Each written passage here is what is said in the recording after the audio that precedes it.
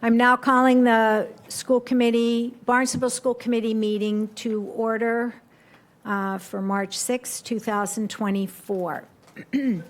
Item 1.1, District Vision. The Barnstable Public Schools educates the whole child by creating a student-centered school culture that addresses students' physical, social, emotional, and academic needs by creating a safe and healthy learning environment in which students are challenged, supported, and engaged. Core values. In Barnstable Public Schools, we value commitment, collaboration, and community. Commitment. We are dedicated to the continuous learning and growth for all. Collaboration. We work together while keeping student needs at the center of all decision-making. Community. We build strong, respectful partnerships that support student success. Item 1.2, statement by the chair, audio and video recording. This school committee meeting is being recorded and broadcast on the Town of Barnstable's Government Access Channel. In accordance with Massachusetts General Laws, Chapter 30A, Section 20, the chair must inquire whether anyone else is recording this meeting, and if so, to make their presence known. So we have one person recording for the children? Okay, yes? Okay. So I think it's okay that when your children are presenting that you're able to record. All right, thank you. 2.0, highlights in education. We have our Hyannis West student ambassadors, so welcome, come on up.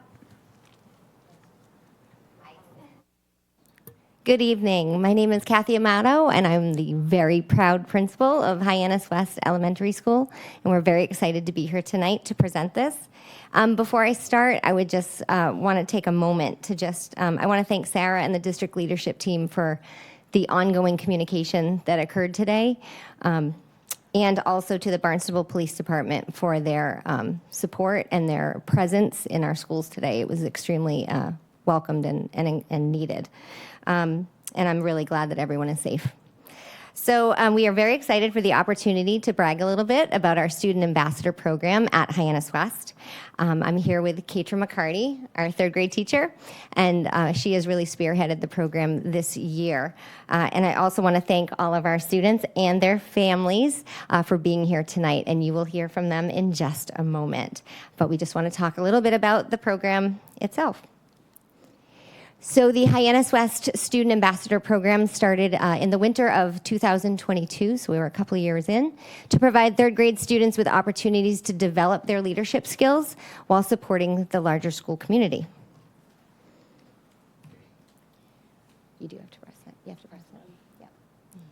So some of the benefits of peer models are that students are able to develop relevant real-life modeling skills among their younger students and among their peers. They're able to increase the number of positive connections within the school environment, so with specialists and other grade-level teachers. I honestly feel that the ambassador program enhances the overall school culture, and most importantly, to build leadership skills at a younger age. So as far as leadership skills, the goal of the program is to help students develop leadership skills in third grade. My philosophy on that is that once they hopefully get that taste in third grade, that'll allow them to continue on the trajectory of leadership. All the other goals is that when they matriculate up, they will have those interpersonal skills, and that will hopefully benefit their peers and other students around them as they move up into other grades. So the process itself, we try to have it as realistic as possible. So we have them complete an application. We have it in 3 languages, and they can do it at home with their families. They can complete it there, or they can do it during indoor recess or at school. But they complete an application. The applications are reviewed, and we, with the specialists and our school counselors, we conduct interviews with the students. And so then we do have conversations with them about disappointment too, because not just like in real life, not everybody becomes an ambassador. And it really is a learning experience, we think, for them. So we have very honest conversations about the process itself. and about how to handle disappointment. And how to be excited in a respectful way as well. And then we have different assignments, and we offer them the job. And these kiddos you'll hear from tonight have accepted the position. Some of the roles and responsibilities that they have is to assist at lunch and recess. They help with kindergartners in the classroom and also at recess and lunch. They support our classroom with events, special activities. They also are models at our school-wide assemblies where they sit and can be role models for the students that are there. They conduct tours for our new students. They monitor the hallways, and they attend monthly ambassador meetings that are led by Ms. McCarty, where they talk about those leadership skills, and they also are stakeholders when we make decisions around field day t-shirts and things like that. So they are part of the decision-making process as well.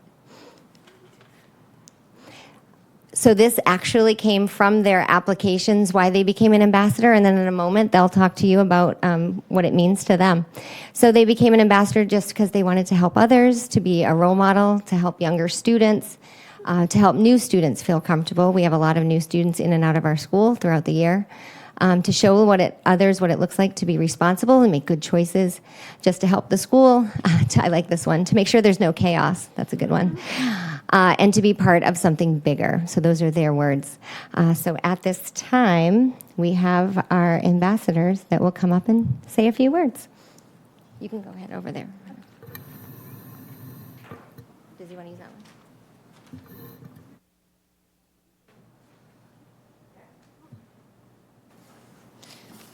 Hi, my name is Kanoa, and I help in kindergarten. I help at centers with students as they build with blocks and work on number identifying. I want to be an ambassador to help students who need help with writing and reading.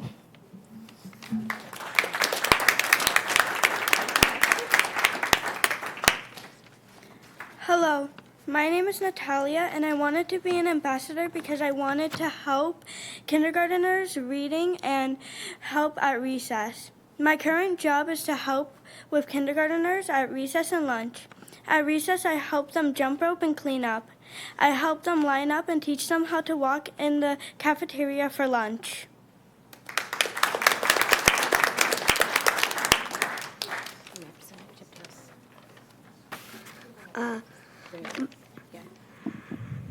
My name is Mason, and I wanted to be an ambassador to help younger students follow directions. My current job is to help in first grade during science and now music because specials changed. I help the teacher by passing out materials and modeling singing and reminding students of following directions.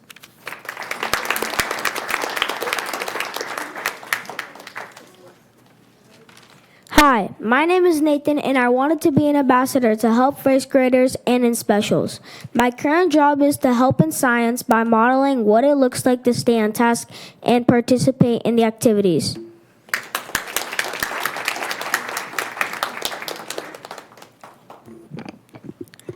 Hi, my name is Rodine, and I wanted to be an ambassador to help other students be safe and remind them of hallway expectations. My current job is at dismissal. I help remind the kindergarten bus students to walk in the hallways and also how to follow bus expectations.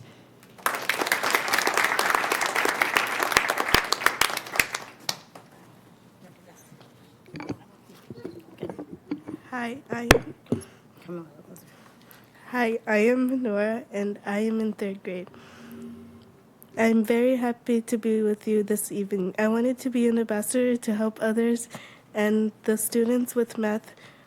My current job is to be a responsible student, to listen to my classmates, being able to collaborate with elected physical and establishments. My job is also a healthy snack ambassador to bring down the fruit/vegetables down to classes. I love my job because I bring down the healthy snack.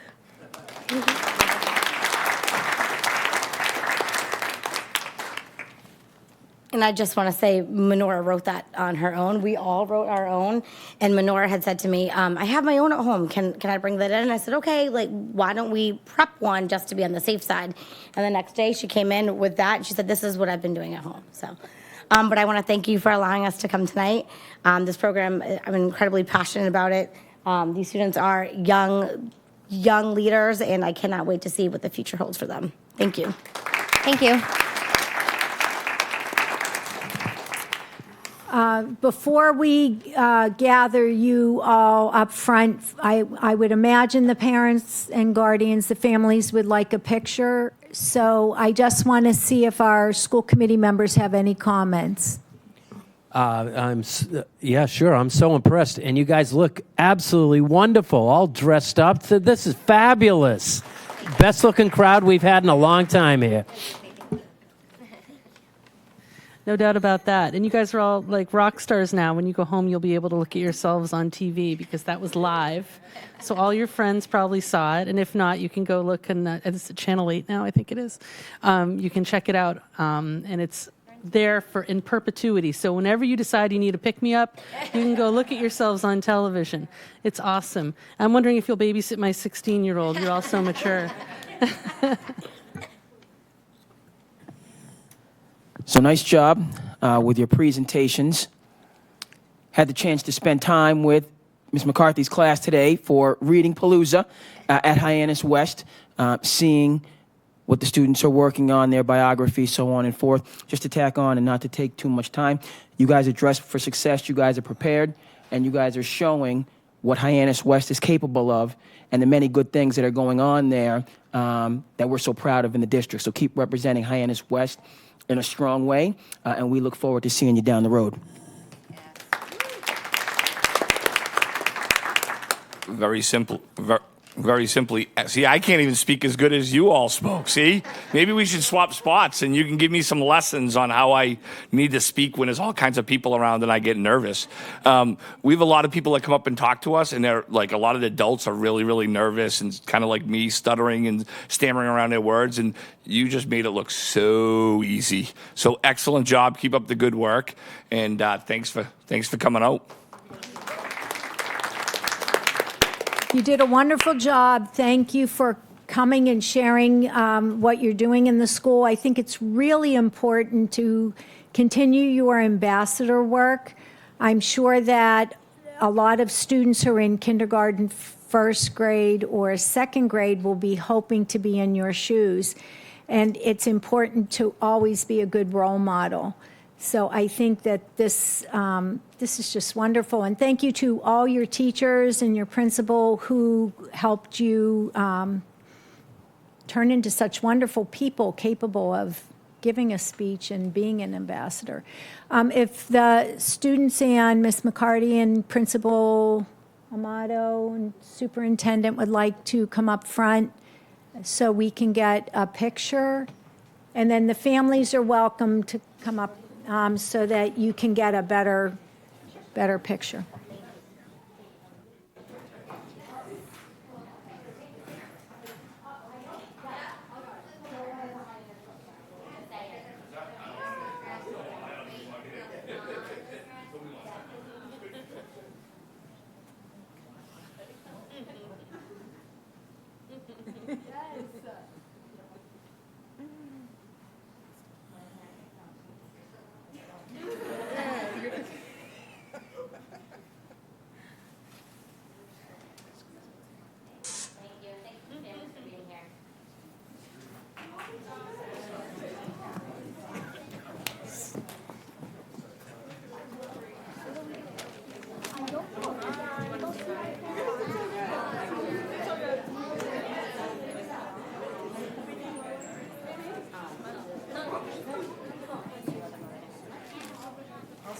Thank you.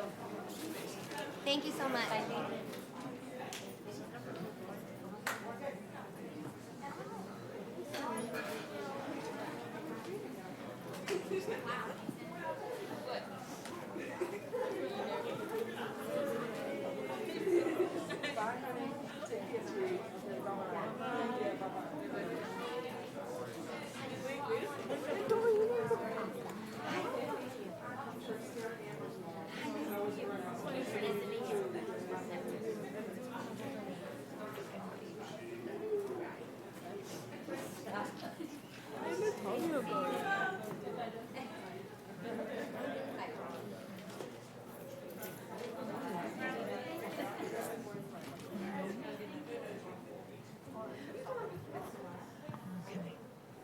All right. Item 2.0, highlights, or we already did that. 3.0, routine business. Student envoy report. Hi. So real quick, before we do get into our report, I went to High West, and I think the program that they have going on right now is amazing. Riley and I are student ambassadors, and we think that if we had done it in 3rd grade, we would just be so much better at it. Like, we're good, but I think these leadership skills are really important to teach to younger kids as they evolve. Like, if I had those tools, I don't know, I'd be better than I am now. I also remember like when I was in like elementary school and looking up to the 3rd graders and thinking they were like these like pillars of like, oh my God, I want to be like them. So having a program where like they get to interact, and the younger kids must love that. Yeah. And like I work with kids, and I like, because I became counselor in the summer, and I see like that interaction all the time. So like seeing how the younger kids thinking about how the younger kids must like be with that is great. All right. So for our report, so DECA States starts tomorrow. I think they have like a little. They have a mixer. Yeah, that's the word. They have a mixer tomorrow, and then they're competing from Friday to Sunday. So in Boston. Yeah. In Boston. They're really cool. I have a few friends in DECA, and they're very talented. So we wish them good luck. Spring sports are about to start up. Captain's practices for most sports have started, and then March 18th is when tryouts start. We just hired a new lacrosse coach, and then for the fall, there's just a new soccer coach, and that's really exciting for like, yeah. Mm-hmm. So right now at the high school, there's a community member program going on where there are 9 mentors who represent the demographic of the student body. And they talk to the students and interact with them. As a whole, I feel as the school feels more positive and safe with them around, and teachers are having mentors visit the classrooms and build relationships with them. These mentors are involved in developing school-wide projects. For example, they're working on a culture fair that I'm going to be a part of. There's going to be different groups representing different countries and different cultures. And they're bringing in traditional outfits and food, and I think that promotes school unity and just all-around cultural awareness throughout the school. I have personally met and talked to most of the community members, and I think they're great to have around. Every time I see them, I get really excited because they're amazing. I talk to them almost every day if I can spot them, you know. And they're just amazing. They really, it feels like they genuinely care. So I think that's great. And they're really striving to create a trusting relationship between students and adults. I think that's amazing. Today was the job fair at the HYCC. I really like the job fair. Sorry. I really like the job fair. Me and a bunch of my friends have gotten jobs and gotten many friends through it, and it's given a lot of opportunities. So we just wanted to spotlight that because it's a really good thing. The drama club is going to be having their play later in the month. They've been working very hard. Their rehearsals are long. They start at like 2:30 and end at 8, and I think that's insane. But like, you know, practice makes perfect, and their shows always come out amazing. So that hard work definitely pays off. The play is Newsies, and I think it's March 22nd or March 21st it opens. Show up if you can. Support them. They're amazing. And then finally, March 22nd, where the high school is hosting a blood drive. I did it last year, and it was a really good experience. And I really am trying to promote like other students to be a part of it because it's really, like, it was a cool experience to be a part of and know that like just like 2 hours of your time could be like saving someone's life. Yeah. And all the blood stays on CAPE, which is another thing that I think is amazing, that students are actively helping and supporting their community. So I think that the blood fair, yeah, it's amazing. The blood drive is awesome. You know the times? Did they give you the times? It's in the middle of the school day for us. Okay. Yeah. Like one other question to that, just to tack on for the blood drive, community members can come. It's not just for kids. Like I'm pretty sure. Yeah. Do you know that, Sarah? Does anybody know? I think I saw an advertisement about it on. See if we can check on that. I think I saw it on Facebook on our page because I do remember seeing about it. So it must have been on Facebook on our Barnstable school page. I thought it said it was for community members. I'm pretty sure, but let's just check to make sure. But just so other people can come, it's not just for. I'm trying to promote it. Yeah. Trying to get just so people, if they're driving by, can stop and give a pint of blood. And we get Wendy's gift cards for it. Oh, so yeah. that's just student incentive right there. Everybody likes $5. Wendy's. It was good. It's $5. Yeah. That's not bad. How old do you have to be to give blood? 16. 16. And 110 pounds. Yeah. And 110 Yeah. pounds. They don't want you to pass Well, out. I'm happy to report I'm good. We all I'm okay. we all I'm okay qualify. with it. I'm okay with that one. Yeah. That's all we had to report. If you guys have any questions or comments, we welcome them. That's great. I look forward to next month's report to hear the results of the DECA, Oh, yeah. Yes. DECA states. They're always amazing. They always do so well. Thank you. Can I say something? School So committee I don't know if you guys noticed David Adams in the back, but he's one of the people who's involved in your culture fair, I think, My right? best friend. See, there Yeah. you go. I just wanted to make your night. That's awesome. Thank you. Go ahead. Sorry. Yes, it's a good report. David Adams in the back, a few years before me. Don't mind mentioning, was on the state championship football team in 1995, and was somebody that I looked up to then and now as a role model mentor. So he's one of the people that's in the building. You guys mentioned the DECA event, which we're looking forward to. I just had a question about upcoming. Where are we at with SATs and ACTs and some headlining exams that I know our juniors and seniors are kind of looking forward to going into the spring, and they're going to do a great job. Where are we at with that? So most of the juniors are taking the SATs in March. It's this weekend. It's this weekend. Like right now, they're all studying hard for it. Some students did take it before in December. Riley and I took it in December. And then there's an SAT in May available to Barnstable, and there's one in June not available to us because of graduation. So most students are opting to take it in March and May as of right now. And from what I know, it's looking good.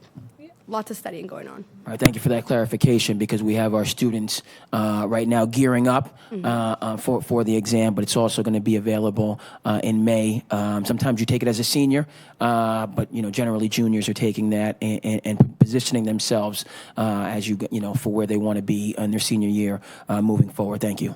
Thank you. Okay, Peter, anything? All right, Mike. The culture fair. Is that going to be during the day, or is that going to be after school, or do you know? Has it even gotten to that point yet, or is it just in the beginning, kind of preliminary stages of? Yeah, we're planning for a half a day. Okay, so it's going to be like the second, so the half day, and then kids could stay. Oh, it's going to be for that first. It's going to be for the half day. I get it. Nice. Okay, excellent. I would like to be invited. Invite the school committee. I'm interested. No, I'm really interested. I think that would be kind of cool to. Came up with it. We're just helping out. Yeah. Well, the school committee likes to be invited to stuff like that. just kind of neat. Everything It's that something we different and mentioned- new, and yeah. It's an open invite. Everything that we talk about, you guys are welcome to But come the to. problem is we don't necessarily know the dates. That's the problem, is we don't get the dates. So I'm sure. When are you thinking? What month? I'm sorry. What month? May. So okay. So you'll still have the April and May school committee. Yeah. I'm sure if you guys just We'll put let on your you know. report at some point and just kind of let us know. Thank you. Yeah. Sorry. Thank you very much. Thank you. Have a nice night. You too. You too. Item 3.2, approve school committee meeting minutes, February 7, 2024. Move to approve school committee meeting minutes for February 7th, 2024. I'll second. Having a motion and seconded, all in favor? Aye. And motion carries unanimously. Item 3.3, approve school committee workshop minutes, February 14, 2024. Move to approve school committee workshop minutes of February 14th, 2024. I'll second. Having a motion and seconded, all in favor? Aye. Opposed? Motion carries unanimously. Item 3.4, approve final meeting minutes for the subcommittee for the purpose of completing the mid-year evaluation for the school attorney, February 16, 2024. Move to approve final meeting minutes for the subcommittee for the purposes of completing the mid-year evaluation for the school attorney of February 16th, 2024. I'll second. Having a motion and seconded, all in favor? Aye. Aye. Motion carries unanimously. Item 3.5, approve special school committee meeting minutes, February 23rd, 2024. Can I just ask a question about this one? Is this Sure. the Executives. Is this negotiations? It was the one for That we- executive that- session. okay, so It's Andre- the open meeting to go into the executive But that was session. Peter and I were not at that, correct? Correct. Okay, so Andre, can you just read the motion, or Jen? Right here. Oh, you got it? This is, Right here, at the bottom. I got you. Move to approve special school committee meeting minutes of February 23rd, 2024. Is it? Second. Having a motion and seconded, all in favor? Aye. Opposed? Abstentions? I'm going to abstain. Abstain. All right, motion carries 3-2. 3 with 2 abstentions. Item 3.6, public comment. Nothing on here about public comment. Would you like me to do it just because I can kind of do it from my I head? can do it from before. So public comment is limited to 3 minutes. And if anybody's here for please identify your name and town. And I think that's it for the thing. If anybody's here for public comment. Seeing no one, public comment is closed.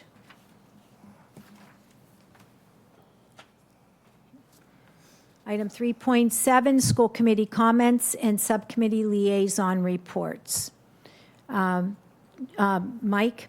So we met for the facilities subcommittee. We met our monthly meeting on, I believe it was 29th. I think it was 29th, right? I think. We had, mainly our agenda was about talking about capital improvements. We looked at capital improvements for this year, what was put forward or what it's made it's kind of coming through the process, well along in the process. So it was looking at what has made it through the process so far. I think there was 15 items that up to this point have made it through, totaling about $9.9 million. And we also went through capital improvements for the last couple of years, and Mike, the head of facilities, kind of went through where things stand, where the projects are, whether they're completed, if there was any money left over, kind of like if they were under budget by how much. But we spent the entire meeting looking at just capital improvements, because the first one we talked about personnel, so this one we kind of looked at capital improvements and where we stand there after that report. We kind of looked at the report the first meeting. Our next meeting will be on, I think it's the 28th, if I remember right. It's a public meeting. Yep, the 28th at 8 a.m. on Zoom. It is a public meeting, and the agenda will be coming out. I would think, well, actually, I won't say what the agenda is because I'm not 100% sure. We haven't talked about it yet, but yeah, so that's kind of what we talked about. Jen, anything else you want to chime in about? Yeah, actually, thank you for that. I just want more along comments and kind of reflecting on the subcommittee. I had the opportunity last Friday to go to Centerville Elementary and West Villages Elementary, and wow, what a different scene it is over there. It's so nice to see happy kids and, teachers that were just excited to be there and principals that were on point. It was really fantastic. Big difference from grumpy teenagers, that's for sure. But I was really shocked at the buildings. I mean, I haven't been in elementary school since my son went to what was then the long acronym BCHMCPS. And, it kind of brought into focus what we're talking about with the facilities subcommittee, which is really that we have a big decision to make about what we're going to do here. We have millions and millions and millions of dollars in repairs that are needed on these old facilities. And, when you look Cape-wide, I just want to throw this out there for people to think about. When you look Cape-wide, we've got 4 new schools out there. We've got Tech, we've got Nauset, we've got DY, we've got Monomoy. all with brand new facilities. Tech is gorgeous. If you haven't been there, you should really check it out. I would like to use the facilities subcommittee to inform us as to whether we should go for a debt exclusion, begin a capital campaign, and really start a broader discussion about the future and the power that we have as a committee. And I just wanted to get that out there now, because I really, us getting elected is one thing for our job that we do in the school committee, but also the town council approves whatever we do.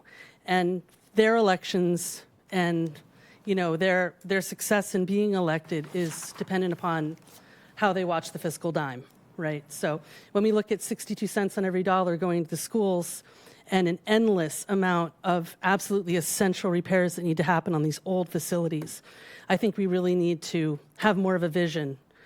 So I plan on ramping up discussions with regard to that. And maybe it's not a viable plan.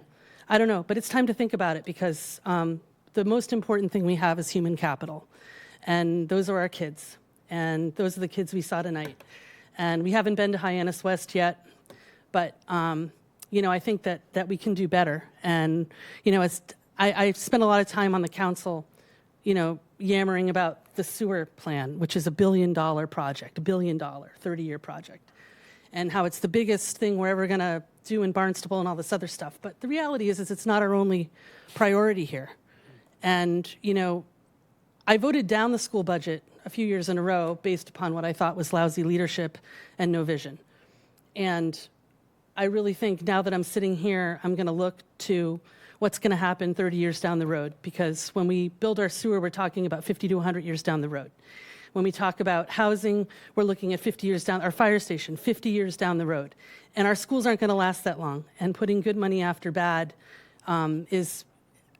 it just doesn't seem like it's a viable option to me. So I just wanted to say that. Also, there's another thing I was working on that kind of got waylaid, but I just want to make it public, that I do believe that the town could afford to pay school committee members a stipend. There's a lot of work. Kathy Bent spends a ton of time. Mike Judge spent a ton of time working on this committee. I'm sure Peter and Andre do too. I spend a lot of time on it. As town councilors, we make $10,000 a year. It's not much, but it is an acknowledgement of the amount of time that you do put in, and the nights you're away from your family, and the nights you're, arguing over a dime here or a dime there to make it better for everybody. So I look forward to those discussions being live again after we're through a couple of big hurdles. I just want the public to know that the ultimate goal there is to get more people to sign up and run for school committee. We need more people to run. And we need moms and dads to run, moms and dads whose kids are in these systems, who don't necessarily have to agree with me, but need to believe in a better vision for our kids in some way, shape, or form. That's my soapbox tonight. Thank you. Peter? Yeah, just very briefly, I wanted to thank Sarah for her continual communication today to the school committee and regarding the lockdown and that whole situation. And I greatly appreciate it. And basically, you continually assured me that there were no students in harm's way, and that was a great thing. Thank you. Thanks, Peter. And Andre, do you have any comment? I assume you have a presentation? Yeah, I do. Any But comments my comment prior to that? is going to concur with my fellow school committee members in terms of the leadership and communication today to the district in relation to the situation that took place in Hyannis. As I said, I was at Hyannis West for the reading palooza, and Officer Brian Morrison was on the scene, making sure everything was as it should be at that particular building. But Principal Friedman at the high school, Principal Canetta at the intermediate school, as well as BCIS, the principals at our smaller schools, are all kind of coordinating with the superintendent to make sure that the community had the information that they needed. I know that just seeing feedback from friends of mine who are parents, they were very concerned. And so, again, tip of the hat to Barnstable Police Department, to Central Office, to the principals at all of our schools in Hyannis, and to the students and families during the challenges we face today. I'm going to add our school resource officers to that list as well. Can I just say, make a comment? Oh, sure. I'm sorry. Go ahead. I just wanted to say thank you. Looking at Facebook during the day, there was so many different rumors, and you gave us just enough so that we knew about our schools. But I've already talked to some staff through a bunch of the different buildings today, and I've heard nothing but positive. So phenomenal work. Honestly, I know it, and it wasn't just our event. It was literally an all-day, probably all-consuming, probably a very tiring day for you, stressful, because it was just all-consuming, and something like that is just an all-day event is just tiring. So excellent job. And obviously the police department and resource officers and everybody else, but like I said, I've heard from staff that I'm sure you were disseminating it out to the principals, and the principals did a good job in disseminating out what they needed to do for staff, so it wasn't confusing, and especially where it was a lot of younger kids. Recess and just, there's a lot more than internships at the high school, and just there's a lot that was going on, I'm sure, in your office. So, to be able to send us a blurb once in a while to kind of give us a little bit of a heads up, thank you. But more importantly for me is it sounds like our schools were in the loop. And at the end of the day, you get to me when you get to us, but more importantly is the kids and the staff, and you kept them in the loop. So excellent job. And what I was going to add is that I actually had a couple of students in my class who were receiving the messages, which is how I initially found out about it. And they were calm. So whatever message, I did see the message after the fact, but I can assure the community and the staff and the administration that the way that it was put out was minimize the stress for the families. It was business as usual. After they read their phone, they were not concerned at all. So again, great job. I just want to remind everybody that the policy subcommittee is meeting again on Friday, March 8th at 1 p.m. We continue to review the MASC updates and continue to find places to improve our policies. There are some new policies on the agenda later this evening for first reads, so I don't feel a need to say any more about that. I, too, visited the schools. I love going to the elementary schools, watching the kids and the joy. It was very joyful is what I came back with. And the staff, we had the luxury of being able to watch some Wordle competition.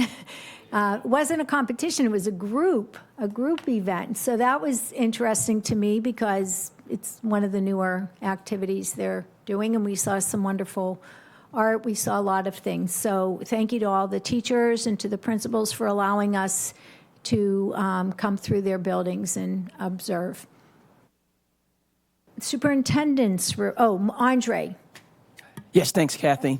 During my comments, and this is something that I enjoy doing, just recognizing that Barnstable is it's a diverse and it's a dynamic school district, so every month there's a host of great things going on. So to begin, the Cobb-funded Brazilian Portuguese language book collection is currently being put into circulation at West Villages, Centerville, and Hyannis West Elementary Schools.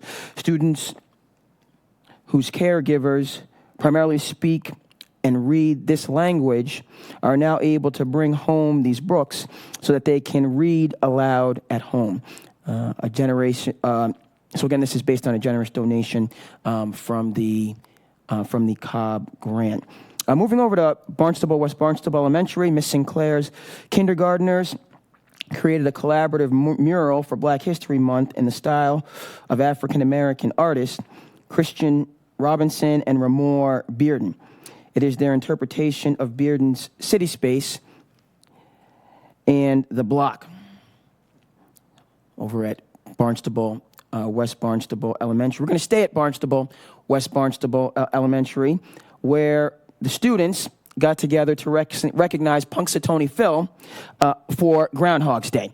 His prediction for a fast-approaching spring, I hope, is correct, but the students at BWB getting together to recognize Punxsutawney Phil and Groundhog's Day. Moving over to Centerville Elementary, they visited Harbor Point Assisted Living. Ms. Pfeiffer's kindergarten class had the pleasure of visiting residents at Harbor Point. They sang songs and gave them love bugs and valentines made by the students. They even brought along their school therapy dog, Star. It was a wonderful experience. And just to add on, this is something that I recall doing when I was in sixth grade. What is now Pope John Paul used to be the sixth grade school, and our teacher had us one day go over to the assisted living facility. Being a hyperactive young person, I didn't really recognize and appreciate what we were doing. But this is, again, Ms. Pfeiffer's kindergarten class at Centerville Elementary visiting Harbor Point Assisted Living. We're going to move over to the United School, where students connected with BHS ELA students, in Miss Sweeney's children's literature class. They went to Miss Ray's fifth grade class to create meaningful novel projects. Plus, the students got to share lunch together. What a surprise to not only find that Miss Sweeney had pod partner Miss Babson as her own fifth grade teacher many moons ago, but Miss Sweeney's students also had Miss Babson for sixth grade 6 years ago. I jumped ahead there. Okay, we're going to move over to the intermediate school, where the Gateway Advanced Math students are studying personal finance. Just quickly, as we get into this presentation, I went to the Cape Cod 5 financial literacy presentation at the high school, which was outstanding. And so Cape Cod 5 Assistant Branch Manager Tanja Elmaki, apologize for that pronunciation, and Financial Know-How Manager Jim Curran led a presentation on credit versus debit cards and compared checking and savings accounts for the students. Students had terrific questions for these banking professionals about moving forward with their financial literacy. Also at Barnstable Intermediate School, congratulations to the sixth grade FPS team who competed in their first ever qualifying problem last week. The topic that they studied was Antarctica. We're going to stay at the head back over to the United School, where Mr. Brink presented to students regarding their extraordinary knowledge of our local backyard, Cape Cod Bay. Did you know that the humpback whale genus species named Metapetra, not even going to try to pronounce the second part of that, means big-winged New Englander? Not sure if you knew that. I didn't. Thank you so much for presenting your oceanography lesson to our scientists. They had a great time. This was referenced by our student envoys. This is a DECA gathering that is taking place in lieu of them moving over to the state competition. Let me see if I can head over and pull this up quickly. It's on a different slide deck. So this is, again, our DECA students. They had a gathering, get a good meal in, and as our student envoy said, they're going to be heading up to Boston for their state competition. Mr. Dumas's class here, let me pull this up briefly. Here, I have it here. Very good. Taking the Introduction to Criminal Justice class, we're joined by members of the Hyannis Fire Department and Barnstable Police Department last Wednesday and Thursday. Students engaged in a problem where members of the Hyannis Fire Department and Barnstable Police Department taught the students the basic first aid and CPR. Staying over here, In addition, the students also competed stop and bleed training. Students were highly engaged and thankful for the opportunity to work with these impressive agencies. BHS students learning amazing applicable life skills and future career training. So again, this is Mr. Dumas's Introduction to Criminal Justice class, partnering with Barnstable Fire Department and Barnstable Police Department as well. Throughout the district, and I'm going to move along here, we recognize the Lunar New Year, and I'm starting with the elementary students because they were enthusiastic and engaged and involved in the Lunar New Year celebrations. But this also dovetailed with what our high school students were doing. They partnered with Belonging Books, led by Erica So Hades, who had a Lunar New Year celebration at the old Wing building. I believe it's 529 Main Street, opened up. And so there was a Lunar New Year celebration where our students had a stand and participated in the various presentations. I mention this because this connects with our students. This is, I believe, Aiden Kundell, who's the quarterback on our football team, which made it all the way to the Final Four and had a tremendous season. But our students in Miss Bo's Mandarin class visited China recently and had the complete immersion experience. Obviously cannot read the Chinese, but I can see the Barnstable Redhawks are very proud. And so our Mandarin class went over to China. It looks like they had a tremendous experience in the schools, learning. There's different strategies and techniques that I know our schools in Asia are utilizing, particularly movement breaks, which I've seen that are outstanding. Again, getting involved, being a part of the overall society. And just can't say enough, and you're seeing the images, and I know we have other field trips that are going to be going out both domestically and internationally, and it was just tremendous. We had some of our track and field athletes, I know, a little bit long-winded, but we're going to wrap it up here quickly. That broke a school record. You can find them. Here we are. Need to be a little bit more prepared. And so for winter track, congratulations to the boys. 4x200 meter relay. James Anderson, Jahi Kilborn, Daniel Sanderson, and Will Fajardo Doss won the event with a personal record of 1 minute 32 seconds from the second heat at the MSTCA state qualifier meet. Record holder, record-breaking achievement. Also a number of our winter sports team qualifying, Barnstable basketball, boys hockey, girls hockey, wrestling, and gymnastics on a great winter season. And to conclude, we may have seen the news reel. This was a story that, I forget the acronym, which Boston area news channel covered this, as well as our local media outlets. But the Red Hawk Food Pantry is open, serving a minimum of 70 families, and that's growing in collaboration with a number of local businesses. Items for community. And the fact that I myself, in conclusion, am someone who proudly ate school lunch throughout the course of my educational career. Food insecurity is something that affects every strata. School lunch, free school lunch, whatever the case may be. And so this is an initiative that's really encouraging and then addressing the current needs of our students and families. Thank you.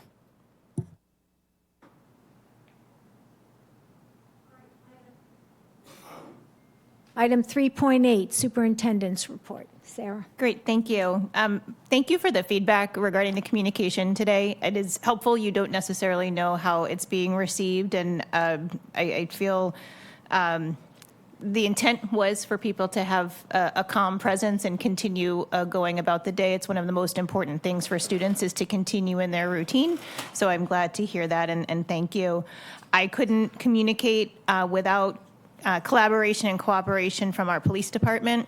I continue to be so impressed with their level of communication with me on a regular basis when matters are happening from both our school resource officer division as well as from the leadership and from the chief of police and the deputy chief. So I really want to thank them, as well as the cooperation of our students, our faculty and staff, and our administrators for today. So thank you to them.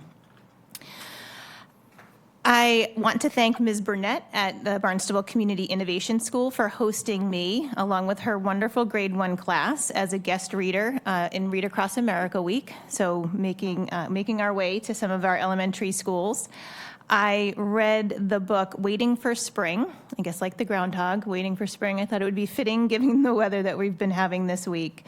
The students really wowed me and awed me with their bilingualism and trilingualism. And given what, Andre, you just shared, I think I'm going to challenge myself to read a Spanish book because I think that would be really important. And literacy in all of the languages reinforces each other. So I'm going to challenge myself to do that as I continue on in reading in other buildings. So I look forward to those. Last night, Kristen Harmon, Mike Lambros, and I hosted the Citizens Academy for the Inside Barnstable Town Government, which I had previewed at the last meeting. I want to thank Deb Brunel and Sue French for their coordination of this series. I think it's such an incredible opportunity to educate very interested citizens about our schools. Our presentation focused on our students, our staff, our schools and buildings, our programs, including academic and extracurricular opportunities. We talked about the budget. And we also talked about our facilities, and we did share the facilities conditions assessment and capacity assessment with the citizens to bring about additional awareness of some of our major goal areas, of which attending to facilities is one. And so I really want to thank them for their 2 hours of engagement. We took a tour of the high school, and it's always interesting to observe others on the tour who may never have been at Barnstable High School and to see the school through their eyes. They were impressed and enthralled with mostly our specialized spaces where we took them, environmental science lab, the CNA classroom, but even some of the more straightforward spaces like Mr. Shea's classroom. Mr. Shea was one of the citizens in the class, and so he opened up his classroom to see it as a welcoming space of learning. The Astro Park, the Hawk's Nest store, the Performing Arts Center, and even the inviting space of the junior-senior cafeteria with its new murals and round kind of collaborative social tables, which I think are create a really nice atmosphere. I know there's work to do, certainly, at the high school with respect to the facilities, but I wanted to take a moment to highlight some of the strengths. And something really resonates when a new resident who has recently moved here from Lexington is awed by our programs, offerings, and resources. And so really validating of what we have here in Barnstable. I had the pleasure to walk through numerous classrooms at both Centerville and at Barnstable United Elementary School to see classroom teachers participating as pilot teachers in the GLEAM program, Growing Literacy Equity Across Massachusetts. I was so impressed with their attention to the detail of piloting these high-quality instructional materials as part of our focus.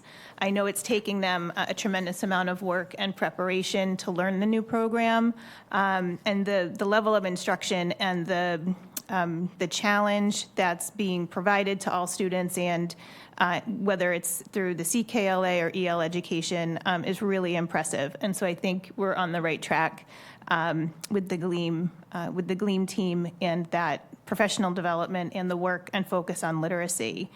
Early feedback we're hearing is about some very positive impacts, especially on student engagement. And I look forward to continuing to monitor the process from above and support the team and our educators. I had the great honor of joining several of our community mentors walking through Barnstable High School to judge the door decorating contest celebrating and educating about Black History Month. It was so hard to critique the effort, passion, and creativity on display in the doors. They recognized Black history from a national but also local perspective, acknowledged that we are currently living in historical moments, and displayed tremendous artistic talent. So it really was a wonderful time to see the celebration, and I can certainly attest to what Paloma was sharing earlier in terms of the climate and feel and the trusting relationships being built. You could see it as we walked through the school. I had a portables update, but I think I will leave it for Mr. Lambrose, who's going to talk a little bit about capital later. So I'll stop there. Thank you. Thank you, Sarah. Item 3.0, any school committee comments? Mike? I have one question. I just have one question. And I don't know, I'll save it for Kristen, but are you going to talk about the Gleam grant at all? Or not on your thing today? Okay, I'll bring it up, and it's probably more for Kristen, but it's since you brought up the Gleam grant. So I just got, not really a concern, I just have a question. So I had a couple of teachers come to me who are piloting the programs, and they said that they had asked, and I'm sure it's probably a mix-up in communications, but I said I would ask for it in public, so here I go. So there was people who have asked for the ELL module so they can pilot that to see like if they like it, because that's part of the whole program. And they were told that we weren't going to buy the ELL module for next year. Is that true? And that's disturbing if it is. So I think the statement has been made that it's not included in the quote that we had, but we are currently looking at that. Okay, but they're not going to be piloting it to see if they like it. I believe if we're talking about the language studio, I believe is the name of the module. What's the two programs we're trying? CKLA. Yes, it's that one. I think it's that one, maybe, or maybe it was the other one. I don't know which one. There was two different teachers that talked to me about it, and they had asked for, because when they're piloting, they have ELL kids, so they're like, well, we'd like to pilot the ELL portion of the program to see how can we give if we like the program, if we have a lot of ELL kids in our class, or even a couple. So they were told that we're not gonna. The quote was, we're not gonna buy the ELL program for next year, so we're not gonna let you pilot it. So no decision's been made on any program, first of all. So I just want to be clear to everyone that we're in the pilot process. So we haven't made a decision on whether it's CKLA or EL education. Yep. So I think that's really important when we talk about the various components too, just because I don't want anyone to feel like any decision has been made. So no, I understand that, but how can people pilot a program if they're not getting all the pieces that they need for all of our kids, I guess is my question. Right, and so to that point, yes, we do have the language studio. It is an EL component, and the EL teachers are, I believe they just had a training on that about a week or so ago. I'd have to verify. But the EL teachers have been. Are ELL teachers piloting our programs? Are two? They're involved, yes.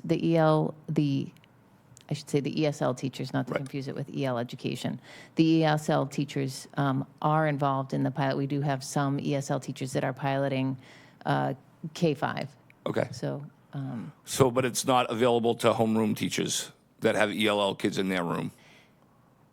no, it's more of, I don't want to say it's an intervention, but it is designed for the ESL classroom. But I can certainly, talk more about it. I don't have a deep knowledge about that particular component. But it is for our ESL teachers. Okay, but I guess my concern is, like, we've talked a lot about our growing demographics of our ELL community, and I know that other programs don't always have an ELL component, and obviously with our large ELL demographics, I just want to make sure that we're getting a program that is for all of our kids. And I'm concerned that if say I'm a teacher, and I'm at a 5th grade, and I have 10 kids in my classroom that are ELL kids. So the ELL teachers are using it when they pull them out for their 90 minutes or 45 minutes. Mm-hmm. But what is that homeroom teacher who has 10 ELL kids going to be doing when they're doing the regular English or reading class or whatever it is at the 5th grade level? But are they going to be able to? So those kids are only going to get that ELL part of the program in ELL class. They're not going to be getting it from their homeroom teacher. They're going to be, yes, the classroom teacher will be sheltering the instruction. And so they'll be using, the design of it is that the skills in the language studio component supports the CKLA, if I'm matching it with the right program, material. So Okay.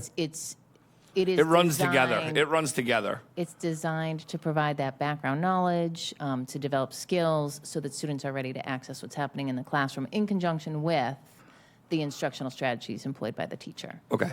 Okay. So What it is a rumor that's starting, and I want to squash the rumor. I'm trying to help and trying to squash the rumor. So instead of everybody talking about it behind the scenes, that's why I'm bringing it up in a public meeting, because I want to have this honest conversation where hopefully tomorrow the rumors will be squashed and it is what it is.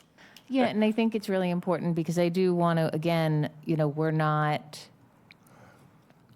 we haven't made any decisions. So in terms of when we say we're not purchasing something, like I just worry. So That's what was brought to me was, I was told that we're not purchasing the ELL component of UKL or whatever it is, and therefore we don't need to, I can't get it because we're not going to purchase it, so it doesn't matter. Yeah. Is what I was told. And I was like, I'm pretty sure we've had conversations and that wasn't the case, but I will ask again. So, okay, sounds good. Thank you. No, thank you. Thank you for bringing that up.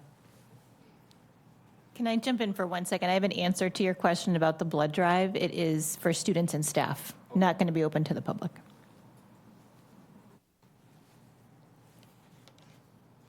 Can I? All right, item 3.9, Assistant Superintendent Report. Kristen? Thank you. So I'm going to start with a professional development update. So our most recent past professional development day was on February 9th.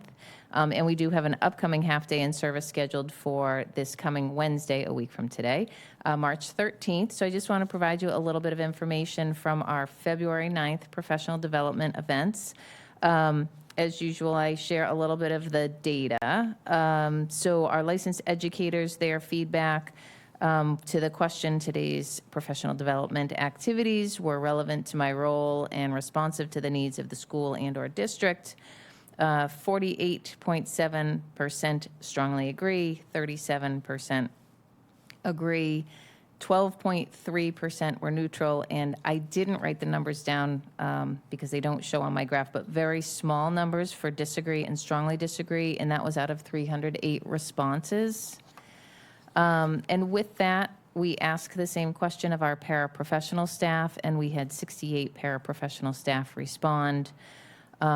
We had 39.7% strongly agree that it was relevant to their role and responsive to the needs of the school or district.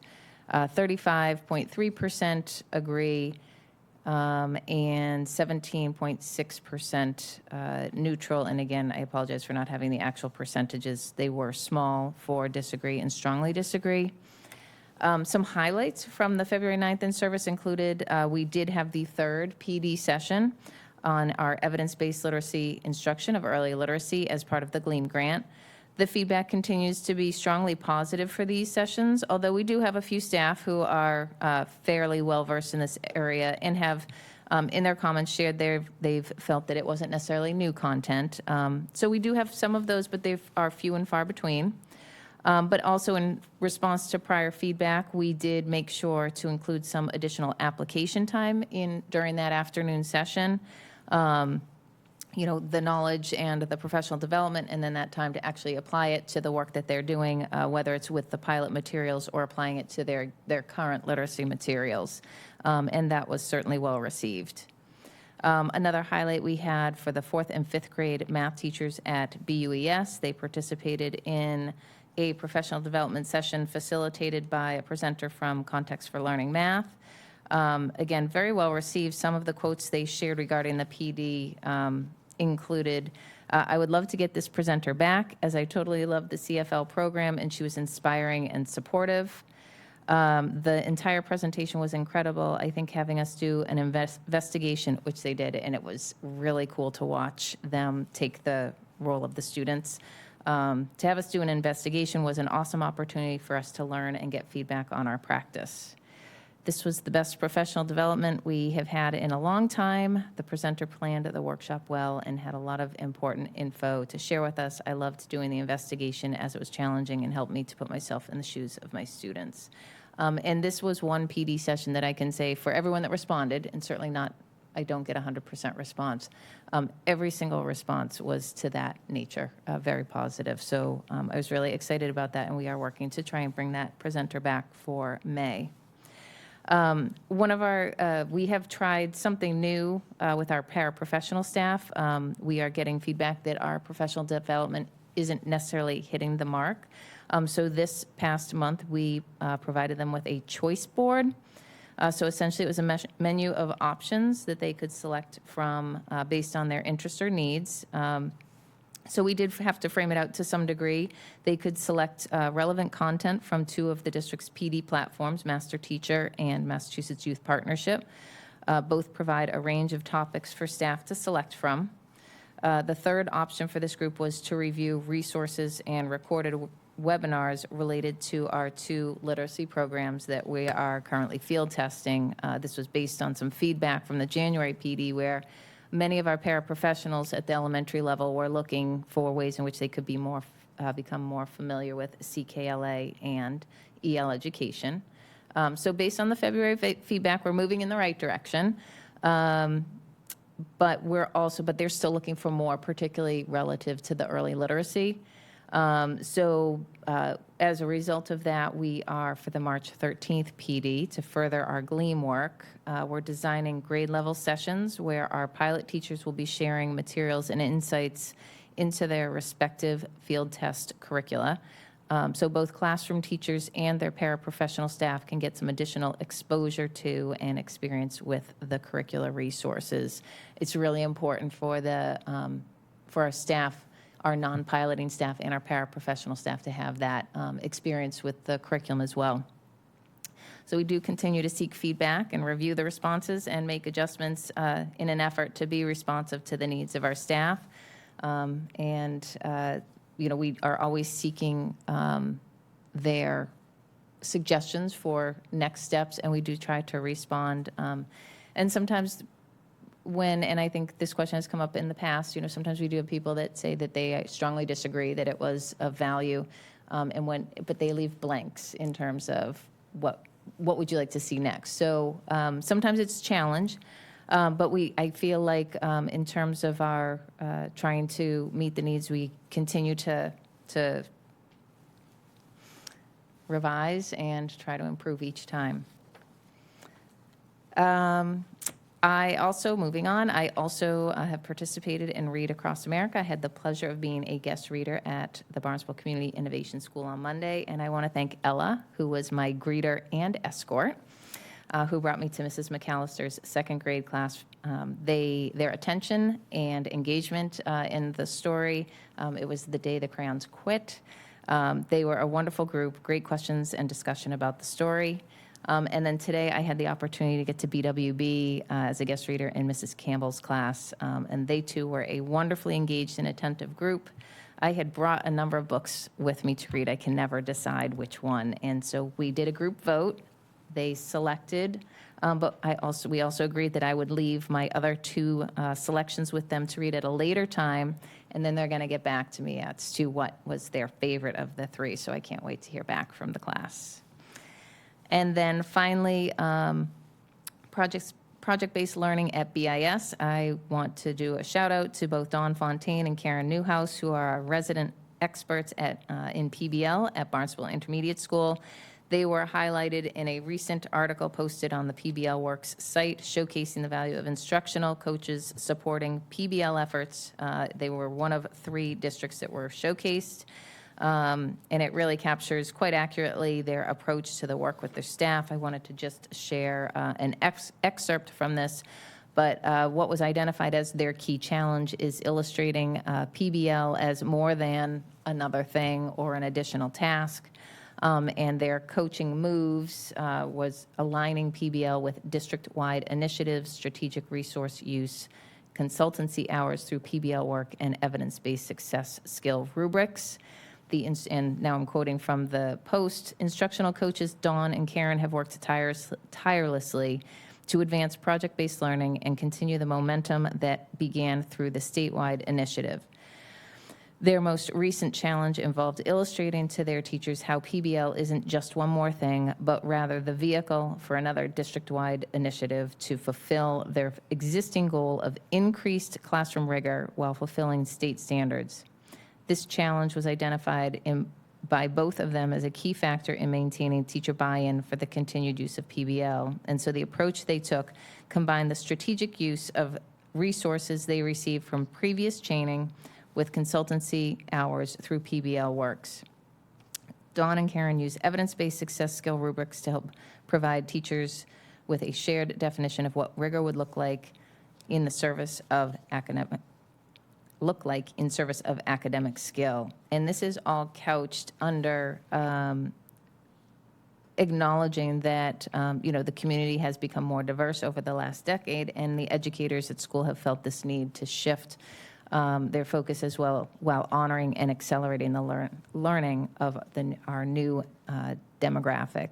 So I just want to congratulate Karen and Dawn for their incredible work that they've been doing at BIS to support educators as they implement PBL units through their content, at where it fits. So that's all I have for today. Thanks. Any questions or comments? All right. Thank you, Kristen. Item 4.0, new business. Item 4.1, approve 2024-25 school calendar. Sarah. Great, thank you. In your board docs packet, there are 4 calendars. Initially, calendars A and B were presented to the committee at the February 7th meeting, one starting before Labor Day, one starting after Labor Day, not including Good Friday as a holiday, but having school on Good Friday, and having half days for professional development on Fridays. Since then, based on some feedback, we circulated a third calendar, which is option C, which includes starting before Labor Day, but a 2-week winter break at the suggestion of staff. I think some may recall a couple of years ago, the last time this happened, there was a 2-week consecutive break, and some of that may have been in relation to attendance and anticipated student attendance if there were only going to be 2 days of school during the week. These have been circulating among our staff. We do this through the BTA, and feedback from the BTA started to yield a lot of, and the principals as well. They were hearing from teachers about the Good Friday as a school day. And although we were able to run Good Friday as a school day at BWB last year, we were starting to hear people asking and talking about what they would be able to do contractually for a religious observance day or personal day. So I did at the suggestion of some of our folks in the district, send a survey around to see what the diversity exists among our faculty and staff related to religious observances, just so that we could get a sense of numbers from an operational standpoint, whether or not we would have a lot of requests for time and leave if Good Friday were to be a school day. And we also heard from the BTA about a preference towards starting before Labor Day, and we heard a preference from the BTA about the 2-week break at the winter timeframe. So option D would show what it would look like with the 2-week timeframe starting before Labor Day and having school as a holiday on Good Friday, keeping the half days on Fridays. We briefly looked at the high school schedule about moving back to Wednesday, but that does create a really messy and difficult. It's not difficult. You could overcome it, but a little bit of a challenging schedule.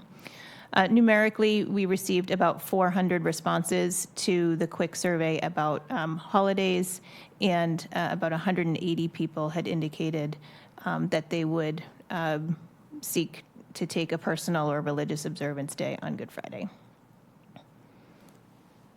All right,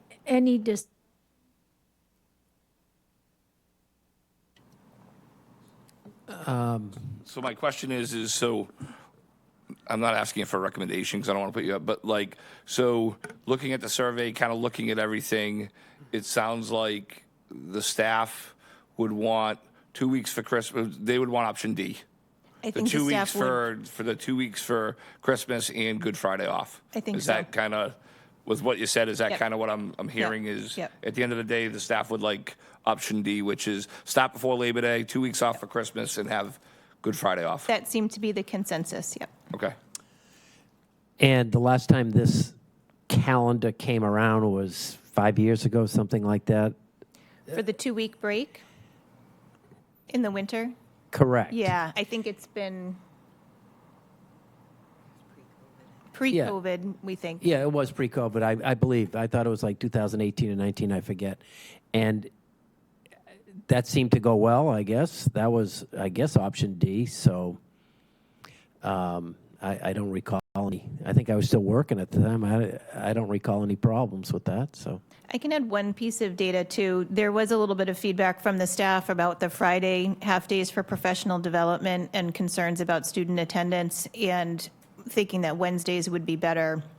It is a bit of a challenge at the high school. They did look around moving that Friday schedule with stable time to the Wednesday, but it creates a schedule that doesn't continue alphabetically. And so the rotation gets a little skewed. Is it workable? Sure, but it does get a little messy. So I think I still, families preferred Friday. I looked at attendance this year on the Friday in February, and the Friday in February student attendance was not any different than the attendance on November's Wednesday half-day professional development day. It was better than January's Wednesday professional development half-day. It was the same as November, not as good as September. We tend to see attendance drop off as the year goes on. So there was no difference between the Friday in February and the Wednesday of November that we had. So we can monitor the attendance on those Fridays and see over the course of the year compared to this year's Wednesdays, but it might not be the concern that people may think. So I'll just speak. If I don't mind doing the option D, which is kind of all of the above. I don't mind doing it. But no, I don't mind either. It seemed like that's what we did last time this calendar cycle came around. I'll kind of start the conversation though. Yeah, for me, I just in terms of 2 weeks off back to back, do we have any feedback from parents in terms of how they see that working out? As an educator, I don't mind 2 weeks back to back. Prep schools have no February and April vacation. They take 2 weeks off in March, together. And so I know parents kind of navigate. Sometimes you'll have a school you have kids in public school, then you have a kid in prep school, and you kind of balance it there. As an that's my only, it's in my mind. My background is in history, and so you kind of always go back on January 2nd, the day after. And there were some times where I remember we might have been in school. No, I don't. But January 2nd was that day when you were just kind of heading back, and that's just the way it worked. And I can see if it's on a Thursday, then it's just 2 days back to back. But it's on a No, hold on here. It'd be Wednesday, Thursday, and Friday.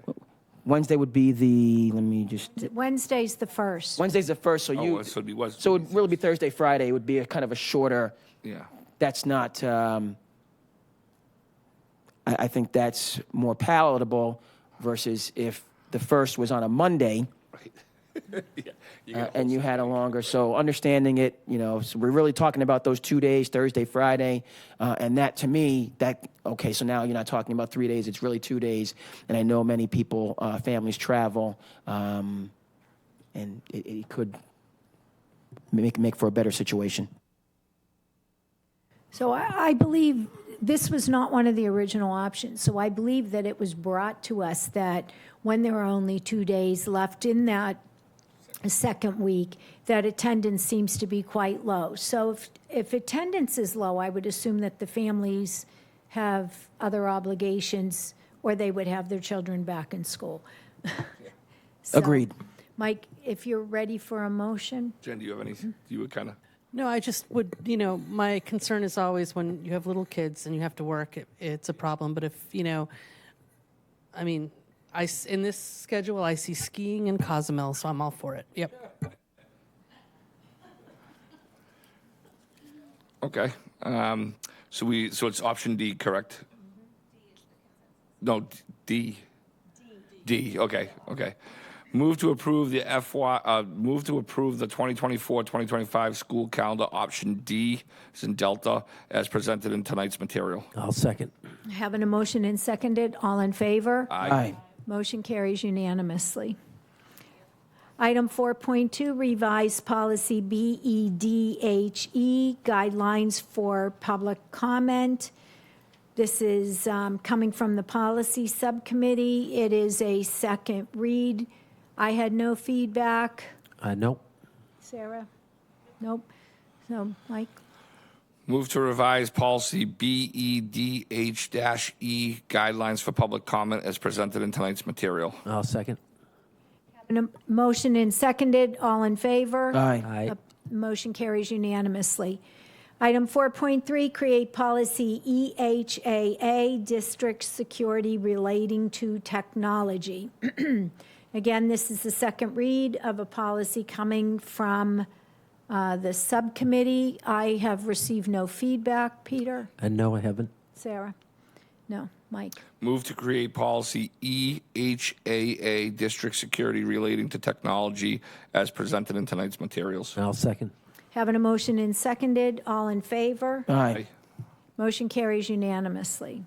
Create item 4.4, create policy EHB, data and records retention.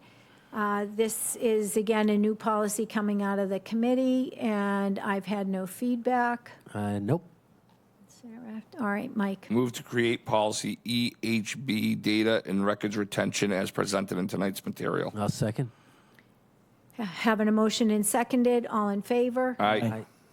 Motion carries unanimously. Item 4.5, create policy EFE, civil rights complaint policy for child nutrition program. This same story came out of the policy. I've had no feedback. Nope. All right, Just a discussion. sure. And again, this is quite a few policies, but I need to kind of civil rights complaint policy. So it says civil rights, which is quite important in my perspective. But I'm seeing that this is for child nutrition. So we're talking about a child nutrition program here. All the programs. So I'm reading through it. Do you have what's this policy getting at? It was kind of So there was a child nutrition program that's been that has existed for a short while, and the MASC is recommending that we have a policy that provides the mechanism if somebody disagrees with how the child nutrition programs are operating as it relates to discrimination or anything that would be a civil rights issue. okay. Thank you. It may just be me reading this. Did you see the policy posted? Yes, I'm reading I'm reading it in board Okay. docs. And, alleging discrimination in food and nutrition. That I don't know if I've ever heard of that, and so that's a. Well, hopefully we have no discrimination, and therefore that's why you haven't heard about it. So these are just policies that are in place should something happen to go wrong. So And it provides the direction for how and to assure that the school district is following all the rules and regulations. Understood.